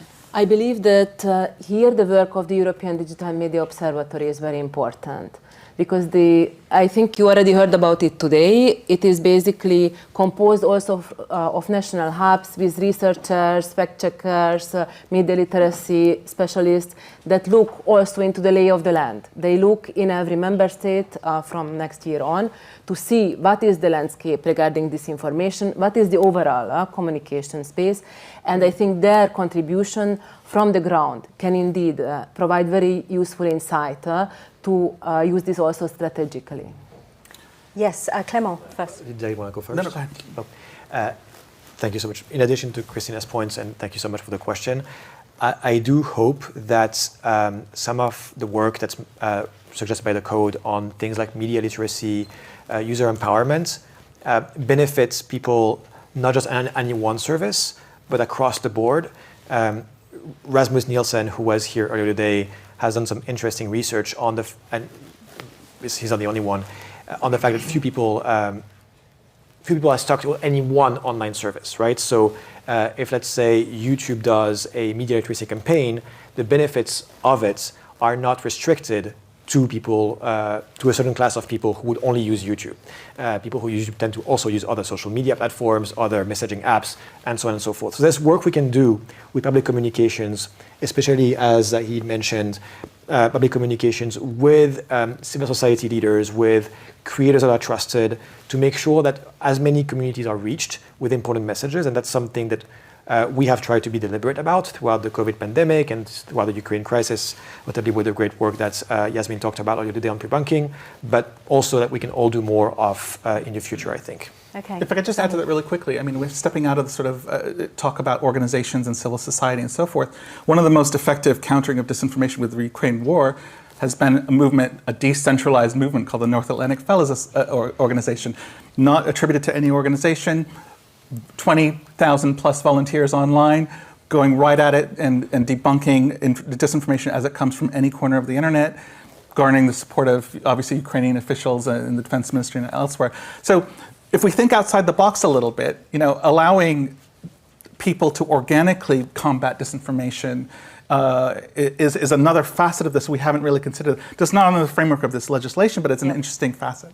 Yeah, it is. And interesting points from both, which is, you know, anyone can use the resources that some of the bigger online platforms produce in order to combat misinformation and disinformation. And that, I guess, I don't know, approaches to combat it might not come from there, they might come from other places, and we need more imaginative approaches. There is another question I know, I think at the back there, yes. Thank you so much. Because the DSA and also the Code of Conduct were thought as a future-proof a piece of legislation or measure, and that is a term that was used also from representatives of .Europe, for example, the Slovakian organization, that call this way the e-commerce directive. So we are trying to have legislation for the next 20 years. So my question is on two things. One is already established as, and the question is how beneficial do you see it combined, consolidated with the code? The first one is the structure of oversight board, because we can see now incentive to be replicated in another platform, probably other platforms. So do you see that beneficial structure that is attached to the platform as an independent body? And the second one is still a concept, the middleware of content curation. When you're designing the DSA and when you're designing the code, how you can see it working in different environment. For example, the middleware concept of Francis Fukuyama, that is this layer in between the content creators and the platforms. Thank you. So the DSA and the Code of Practice working together, you're asking, does it, the oversight board, and is it independent? Is there an independent body? Presented as independent, we know how it is structured, but is it seen as something beneficial, a platform to have as an additional structure that is safeguarding human rights, that is an addressing mechanism, but it's also taking decisions related to the policy? Thank you. Sure thing. First of all, thank you so much for the questions. I think they're very important. So to try to answer them briefly, on the oversight board, I'm assuming you're referring to the oversight board set up by Meta specifically. So for those of you who would not be familiar with it, it is a mechanism set up, I believe, by Meta, and we have someone from Meta in the room who can talk about it more later, which is designed to provide to provide appeal for content decisions by Facebook and have final say on content decisions by Facebook. I put it very briefly, but that's the crux of it. I believe what's the kernel of this is very important for most platforms, which is the idea that there should be some sort of expert consultation and engagement in the design of policies, and then some feedback loop with the enforcement of them. And I think we all do this a little differently. Maydell's Oversight Board is one approach. There are others, but the notion of having this consistent conversation with experts around the world and across the European Union to better understand what equities we should consider when developing policies, what are the impacts of enforcement, what we're missing, that's fundamental to us, and I think we are very keen to see that going forward.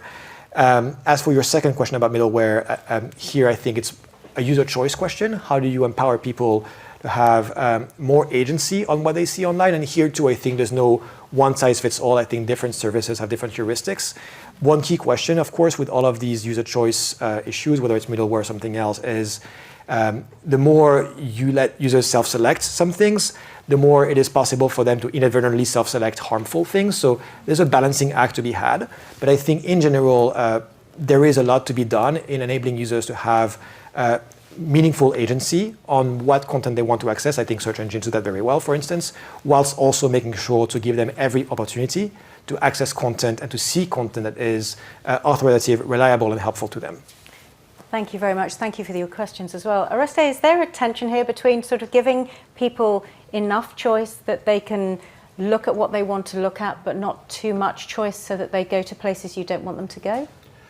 I mean, there is the risk, for sure, and it's very difficult to find the right balancing. But what I would like to add, because it's very interesting for me, in relation to the oversight board, because I would distinguish two different situations. The first one is migration of constitutional ideas. The second is hybridization. I will try to be more clear.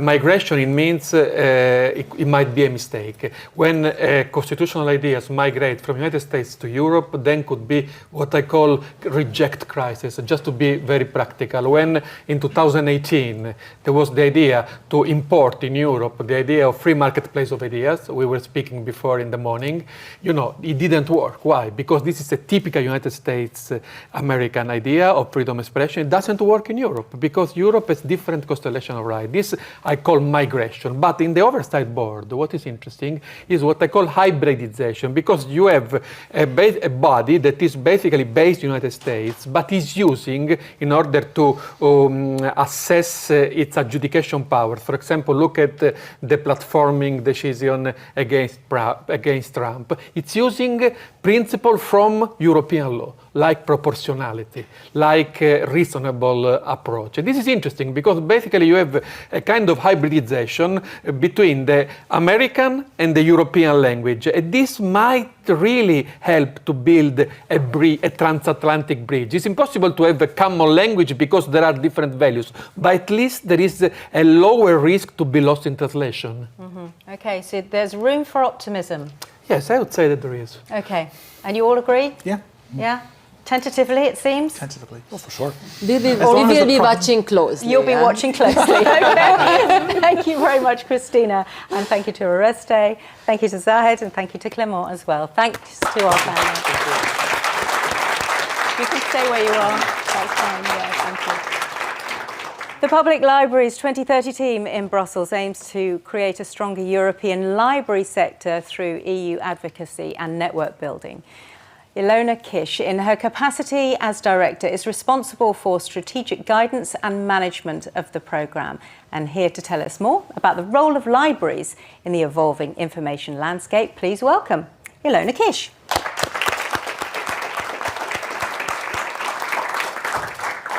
Thank you so much. God, it's really hard to go at the end of the day.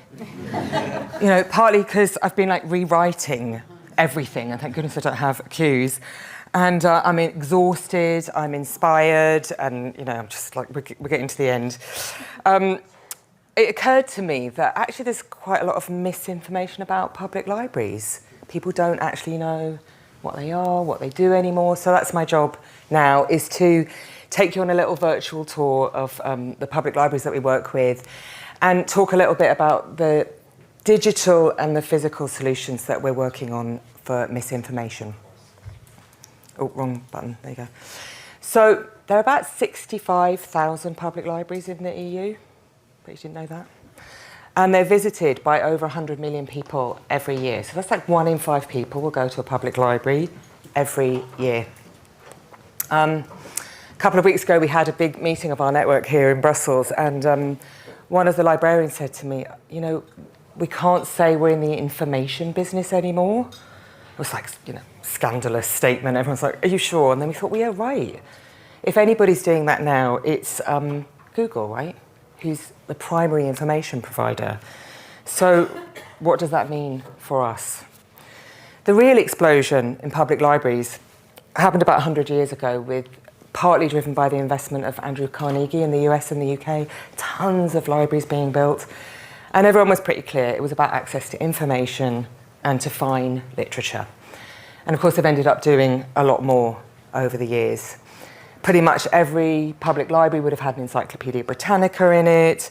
Everybody agreed it was a public good, and you probably had to be quiet in it. We've all experienced that. But what we know is that's produced a generation today who loves and trusts their public library. And the word trust has come up a lot today. I've been thinking about that. You know, like there's lots and lots of studies that demonstrate that public libraries are among the most trusted of public institutions. And we've talked about what a low bar that is, but you know, I was thinking, what can we trade on that trust? What does that mean? You know, what are we going to do with that? We know there's not just one answer that you can look up in an encyclopedia anymore. There's multiple pluralistic answers, which is not to say there are many truths. And it's something else we've heard a lot today as well, is that in this kind of information overload, we need people and places who can help us make sense of the world. And I think that's where we are. So public libraries have moved from this information provision to information decoding and facilitating. The tools have changed. You know, a lot of people will ask the librarian to look something up for it. What will the librarian do? They'll look at Google. So we've been doing a lot on how to help them do that better. So that partnership that we're working on with Google is absolutely fundamental. You know, one of the jobs we had when we started out, people say, oh, do people go to libraries anymore? Don't people just Google stuff? And we go, no, it's not a binary choice. It's not Google or library. It's an information ecosystem that needs human navigation most of the time. So for us, we see public libraries as fundamentally open, inclusive, democratic spaces, and also one of the last non-commercial public spaces that is available and accessible to everybody. Public libraries offer courses in basic digital skills, as well as offering accesses to new technologies such as 3D printers for prototyping and discovery. You know, of all of the inequalities that we have in society, are digital inequalities also a thing these days? You know, digital poverty. It comes from, do you have access to devices? Do you understand them? Do you know how to use them? And if you can't even read or write, you're going to be increasingly excluded from society. So for us, that's a key mission. You know, it's about providing information. This is great. This is in Cologne Public Library. Even like old passions such as vinyl or other, you know, lost technologies are there. I think the point is that these libraries, these non-traditional libraries, offer a real opportunity for diverse groups to come together in quite unexpected ways over shared interests and passions. And it's often really physical. This is in Aarhus in Denmark, doing something with painting, I think. So taking the library also out into the community, this is kind of like a modern take on a mobile bus. It's a pop-up library in Cologne, which moves around through the city. I think they've got a couple of them. We're aware of what some of the unintended consequences are of the online world, especially around isolation and polarization. And what we're seeing is that events in the library can be a way of counterbalancing that. And that's really what's been coming out strongly for me today is about this physical bringing together of people. It's really important that libraries have strategies which allow for citizen-led activities. We had this idea, that, if you invite a guest in, but you have to be able to let them rearrange the furniture in the way that they want. It's not just come in, sit down, listen and go. It's about owning that public space for yourself. Here's regular language lessons. I think every public library we work with runs language lessons, which of course is key, and there's a lot going on with that. In 2018, there was a book published by an American sociologist called Eric Kleinenberg. It was called Palaces for the People: How Social Infrastructure Can Help Fight Inequality, Polarization, and the Decline of Civic Life. And actually, when he talked about social infrastructure, he meant public libraries. It was an extended comparison of how cities that had libraries or how didn't work.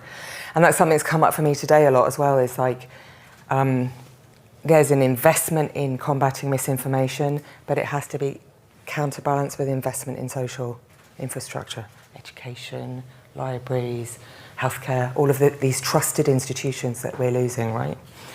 So what we're trying to do at PL 2030 is build this network and support a network of innovative libraries across Europe that are experimenting, taking stuff out of the box, really thinking about the power and the potential of the public library and what can be done with them all. So I've shown you just a small sample of some of the great libraries that we're working with. As they're shifting more to this information providing, information deciphering role, I do really believe that they have a potential to be a force for change. And I think it's more vital than ever. It's about change, it's about connection, and it's an unexploited potential.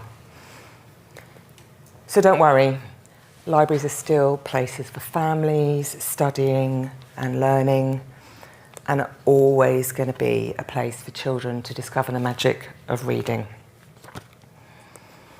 So there's 65,000 public libraries in the EU, and what we know is that we're looking for partners, we're looking for ways of joining this fight with misinformation. I had a great conversation at lunch, and I can't tell you how many people I've met here who are related to librarians. And one of them said to me, librarians are badass. So I think let's try and tap into that a little bit. They're public spaces, they're open and they're available. So really encourage you to think about the public library as a space for physical combating. Thank you very much. Thank you. Elena, please come over here. Where are we going here? Take a seat. I love that quote about librarians. I also love that quote about palaces for the people, right. That's what libraries are. It's such a lovely quote. And I wonder how you see these palaces evolving then. Where do they go in the future? Well, I mean, what I've shown you is some of these are very big city libraries, and that's honestly not the most fundamental point. But if you can have this pivot shift, around from this perhaps conventional ideas of what libraries can be, could you imagine what it would look like if even 10 or 20% of these 65,000 libraries were empowered, facilitated to welcome, educate, engage with citizens, allow citizens to shape the agenda, and it's hyper-local. That's something that's come up quite a lot today as well, is if you all live in the same town, creating a way for people to come together. So that's the vision, that more and more libraries can feel free to spread their wings and, evolve in the way that they're connecting with their communities. Yeah, and actually we were hearing about the energy crisis that was raised earlier, and it did make me think that in the UK, but also in other countries, libraries are going to be warm places for communities to congregate in. 100%. So maybe that's where, I mean, it's a horrible fact that they might have to go in there just to keep warm, but libraries can be that place to bring communities together. Absolutely, and they're smart. If we're getting them in to stay warm or read a paper, maybe they'll go out with a book. Yeah. Or maybe they'll go out and decide they'll join the event that's happening the following week that suddenly triggers their imagination in some way. And I guess when it comes to tackling or helping to tackle disinformation, this idea of a librarian almost being the curator of knowledge. So yes, we have the online platform. So if somebody comes in and says, I'm a bit confused about that, you say, yes, we've got this online platform over here, which I can help you with, and we've also got this stuff which you can pull off a shelf 100%, yeah. and look at. Is that where you see the role of the librarian, I guess, in being the sort of the curator of knowledge and hopefully helping people get through that disinformation maze? 100%. And it's happening already all the time. Some libraries will have kind of like explicit training programs or misinformation programs or like really, targeted direct stuff. But there's also, I was on call with a group of Irish librarians last week, and there was a fella who calls in for the crossword answer every day. It's like that human thing is so important, and, it might change. And of course, do they give him the crossword answer? Oh, totally. Do they stay on the phone with him and give him the answer? They totally do. And it might be like the only person he's spoken to that day. So it's like that kind of human local connection, but you have to think about the diverse population that's coming through the door. So, some people might just want a quick answer, bam, bam, thank you very much. But the ones who have that curiosity, always going to be served. And we're talking about public libraries here. We're not talking about research libraries or academic libraries, which have a different function. So, it's about connection, not collection. That's really, really important. I can't believe I just said that. We talked about No, that. that's lovely. Connection, not collection. Yeah. No, I think that's a fine way to think about it. So you talked about public libraries, and I guess public libraries are publicly funded. Yep. Is there any real threat, or is there enough of a vision throughout Europe and beyond that libraries can be these places which will evolve, which are not these where you just might go in and read a newspaper, but they could be so much more than that? Yeah. Look, it's the 65,000 times, I don't know how many 100 million euro question, isn't it? It's like we've seen since 2008, maybe even before, with austerity, all public services have been cut massively. Yeah. So libraries are, I don't want to say competing, but, they're in line with hospitals, schools, the whole thing. And that's obviously what we're working on is, it's a bit like shutting coal mines, isn't it? You can't reopen them afterwards. So you've got to keep them open, you've got to keep them relevant. And it's sad when you see the differing approaches across Europe. I'd say, broadly speaking, Northern Europe have a different approach to their libraries. They're perhaps invested more in terms of the physical spaces. But we've seen some fantastic examples of new libraries here, and the one in Helsinki, beautifully architecturally designed. So absolutely, here's to libraries and their new future. Let's Ilona. keep it going. Let's keep it going. Thank you so much, Thank Ilona you so much. Kish.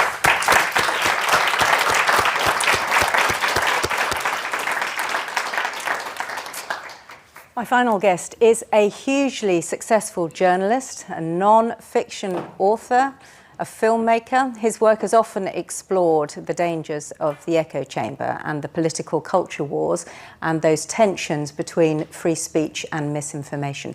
His books include So You've Been Publicly Shamed and Adventures with Extremists.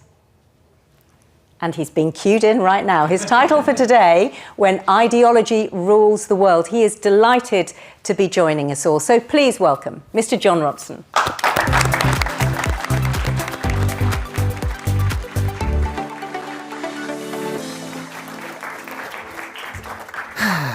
Hello.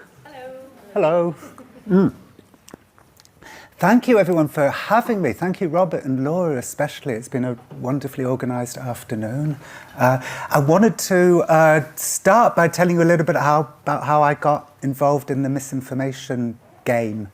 It was in the 90s, and it had a very different vibe back then when I first stumbled into it. And the way I did that was I heard a rumour back then that there was a secret club in Northern California in the redwood forests called Bohemian Grove, where world leaders undertake a ritual that culminates in a human effigy being thrown into the fiery belly of a giant stone owl. So I thought, well, that can't be true. I thought, I wonder if I can sneak in and try and film it, but I didn't want to do that alone for reasons of fear. So I asked a then almost entirely unknown fledgling conspiracy broadcaster who I happened to meet in Texas a year earlier, whether he would like come in with me. And he said, definitely, I'll smuggle a camera in and I'll get right up in those devil-worshipping elitists' faces and we'll confront them going about their devil-worshipping. And I said, I think stealth might be a better approach. And he said, okay, stealth. And that man was Alex Jones. And I'm going to show you a very short clip from just before our infiltration of Bohemian Grove. We were advised by a mole in town that if we wanted to get into Bohemian Grove, what we needed to do was dress preppy, go to the local preppy clothes store, and then just walk up the driveway, giving the security guard a kind of I rule the world wave. So what you're about to see is Alex Jones and his producer Mike, having just bought some preppy clothes, practicing being preppy to infiltrate a secret summer camp where Henry Kissinger is rumoured to take part in a mock human sacrifice in service to his owl god Moloch.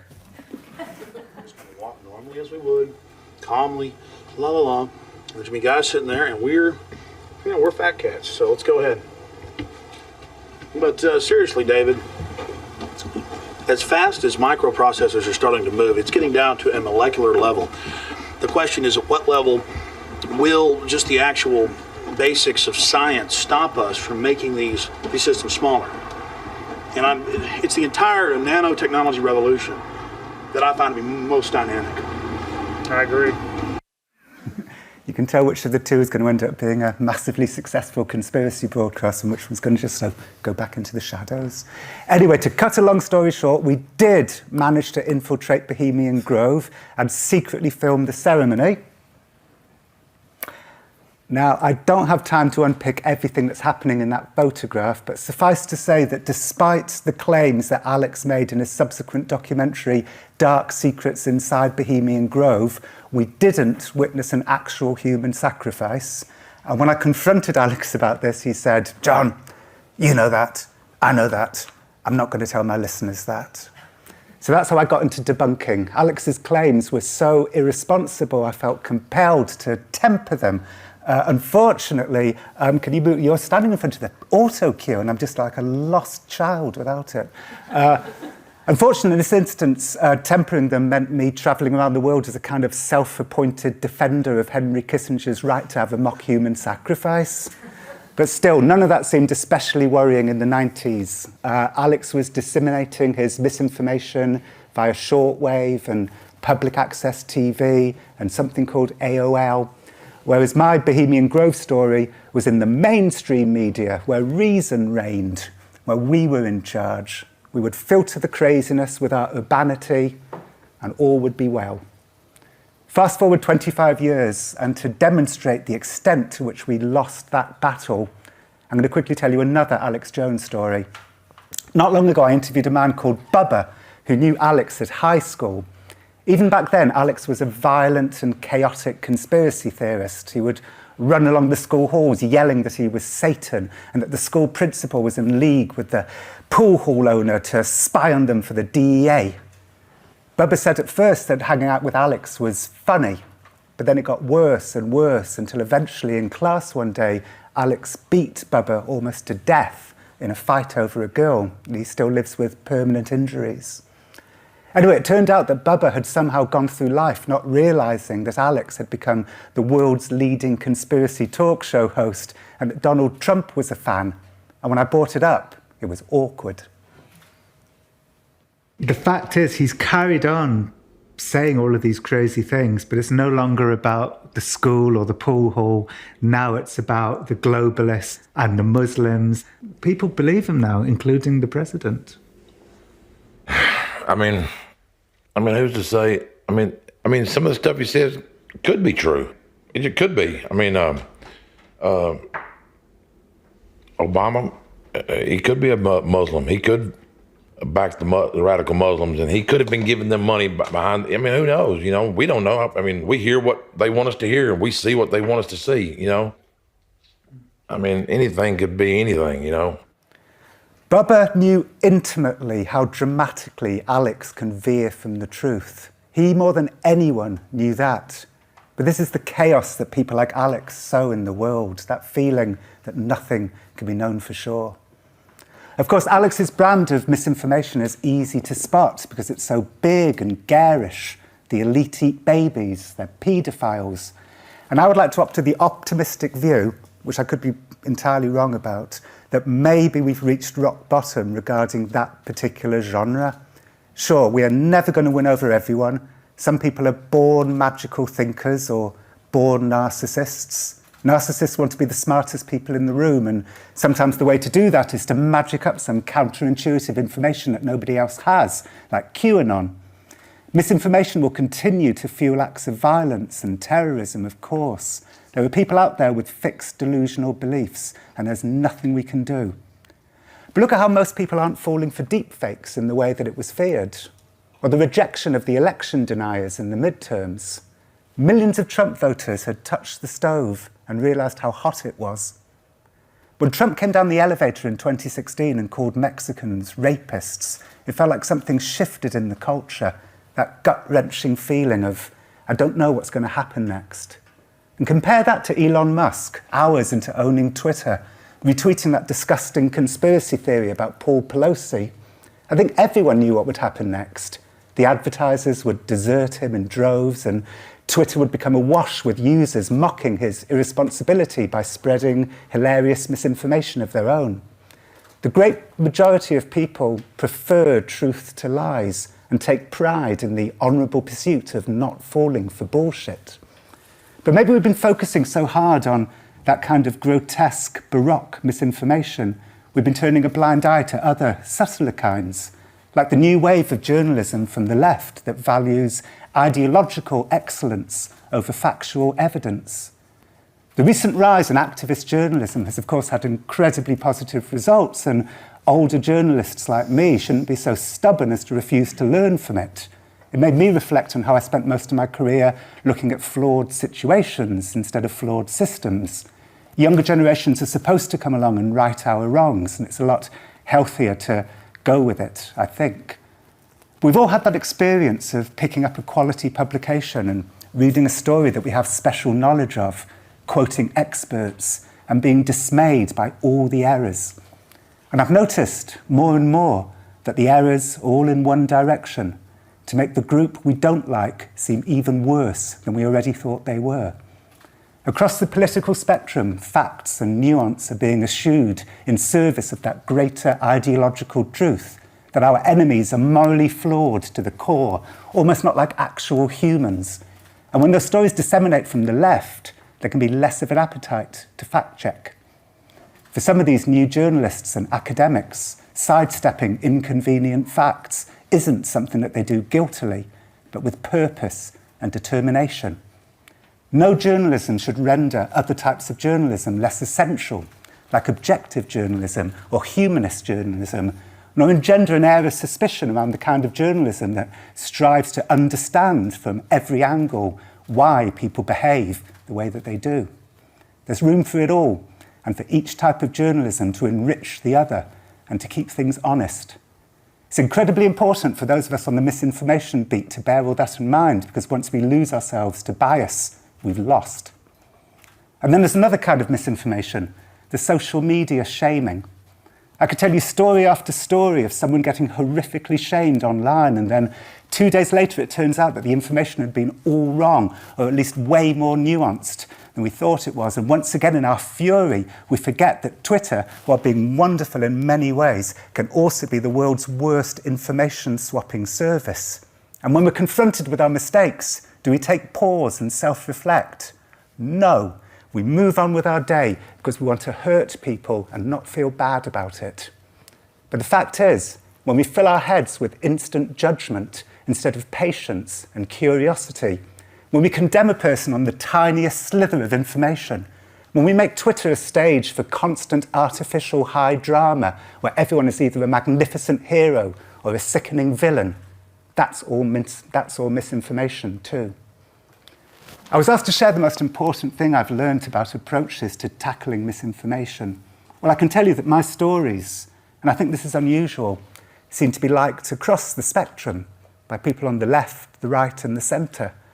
And I can't say I really understand why, I just feel very happy about it. But maybe it's because I always treat the people I meet with curiosity as complex human beings and try to investigate in as nuanced and as rounded a way as possible. How that may apply to your particular discipline, I can't say, but I can tell you it works for me.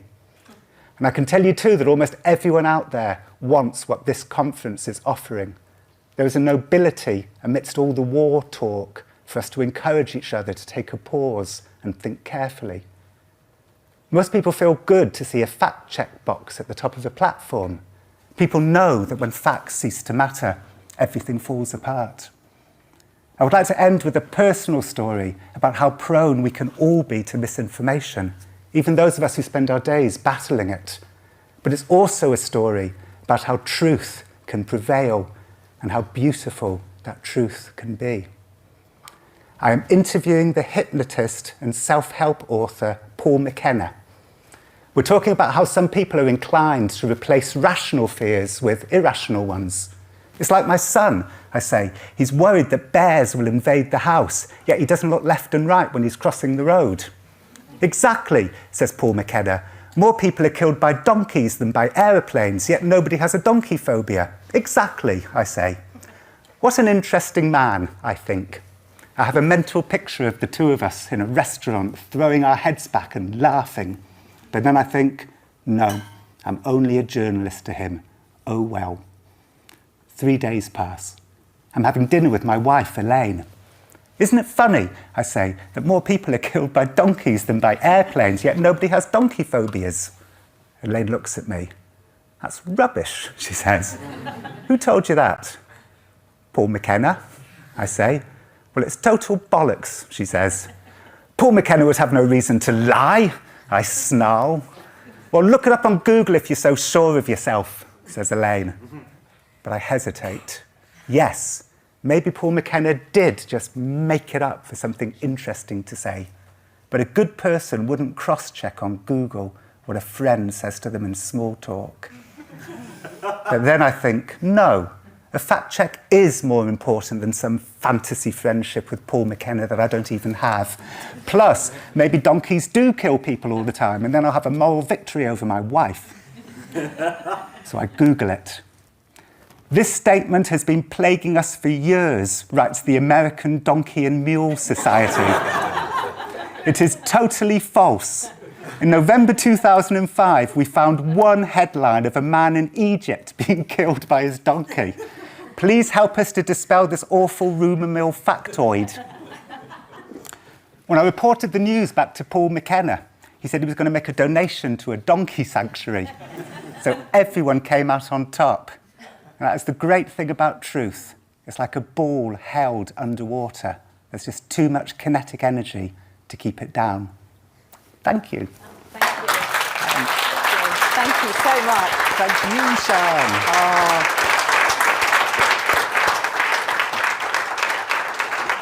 That was great. Thank you so much. And I'm sad you didn't forge that friendship with Paul McKenna. No, I don't. Actually, there is a little follow-up to that. He also, by the way, I didn't mention this in the story, but he also cured me of, like, whenever I go away and I can't get my wife on the phone, I just immediately assume that she's dead. And he cured me of that too by hypnotising me. Yeah, and then I met him in a toilet in Los Angeles, and I told him, I said, you cured me. And he came right there in the toilet, he gave me a big hug. Oh, I did, mate, but that's lovely. Yeah. Still believes in the donkeys, though. What I think is really interesting as well from what you were saying is where misinformation can be found, and that it can be found in so many places. So it might be with the guy that you want to be friends with, just tossing out a fact which you believe.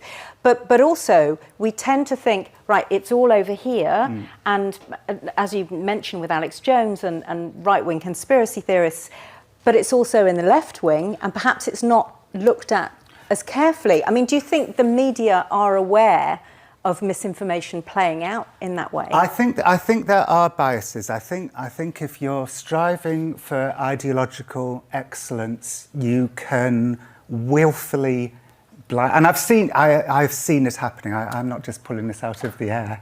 You can willfully blind yourself to the facts. And yeah, there are, and I'm sure people in the crowd know what I'm talking about, but I think a question I was thinking about before this was, well, on the left, when we tell a lie, do we know that we're doing it? Are we doing it deliberately? And I think what's happening is that ideology can blind us, and we get to a place where if it feels true, it doesn't matter if the facts. If you want it to be true, and somebody's telling you it's true, it's very hard to be dissuaded from that. What we believe is true, as Boyzone once sang, is usually something that you find on the right, or maybe in the wellness world, or whatever. Yeah. But to see it in the legacy media, to see it coming from the left, I find, as somebody from the left, I find that to be dispiriting and increasingly worrying. It comes in many forms and in many places. Is there a question from our audience here in Brussels? Put your hand up if there is. If not, I'd quite like to ask another one. But if there is, do raise your hand. I'll keep an eye out. Question there from grey jumper, please, if we can get a microphone. Thank you. Hi, my name is Omri Price from Alliance for Europe and the Disarm Foundation. I found the story you told very compelling there about the personal relationships. How do you think we could potentially scale up those personal conversations that you were describing and the mental processes that go into them into a society-wide answer to disinformation? And how do you factor in misinformation, which is, well, donkeys don't kill people, to disinformation, which is information as a weapon? Yeah, intentionally harmful. Intentionally harming us. Well, I mean, telling funny human stories can help too. I think that, sorry, my mind wandered for a brief second there. So will you just very briefly ask that question again? Yes, how do you scale up those conversations? How do you scale it up? Yeah. I wrote a book about 6 or 7 years ago called So You've Been Publicly Shamed, about the rise of public shaming on social media. And the reason I wanted to write that book, one of the reasons, was because as I was getting older, I began to think of journalism in a different way. Journalism should all be about curiosity and empathy and shared humanity. Now, this doesn't mean that you can be a dupe and you can be taken in by, but it's a good place, it's a very good starting place. Curiosity, empathy, compassion is a very good starting place for a journalist. And what I noticed at the same time that I was beginning to realise that after 20 years of journalism is that social media was offering the opposite perspective, that the best way to perceive our fellow human beings is with cold, instant judgment. And we define them by just the tiniest, like we're Miss Marples. And I think when you tell people that, don't pile in on somebody straight away. Wait a couple of days. After a couple of days, it always turns out that the information was wrong. So I think, everybody loves patience and curiosity. I just think many people in the world, because of the way that they've been manipulated by the social media giants, is that we've forgotten that. So I think we're offering people something that actually they don't necessarily realise that they really do want. Yeah. Thank you. Thanks very much, and thank you to Jon. I love your message. Patience, curiosity, compassion, nuance. Empathy. Empathy. And instead of, I just think that redresses things a bit.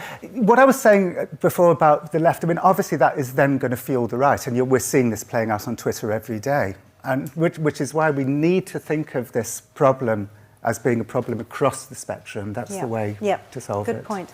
Jon Ronson, everybody. Thank you very much. Thank you. Lovely.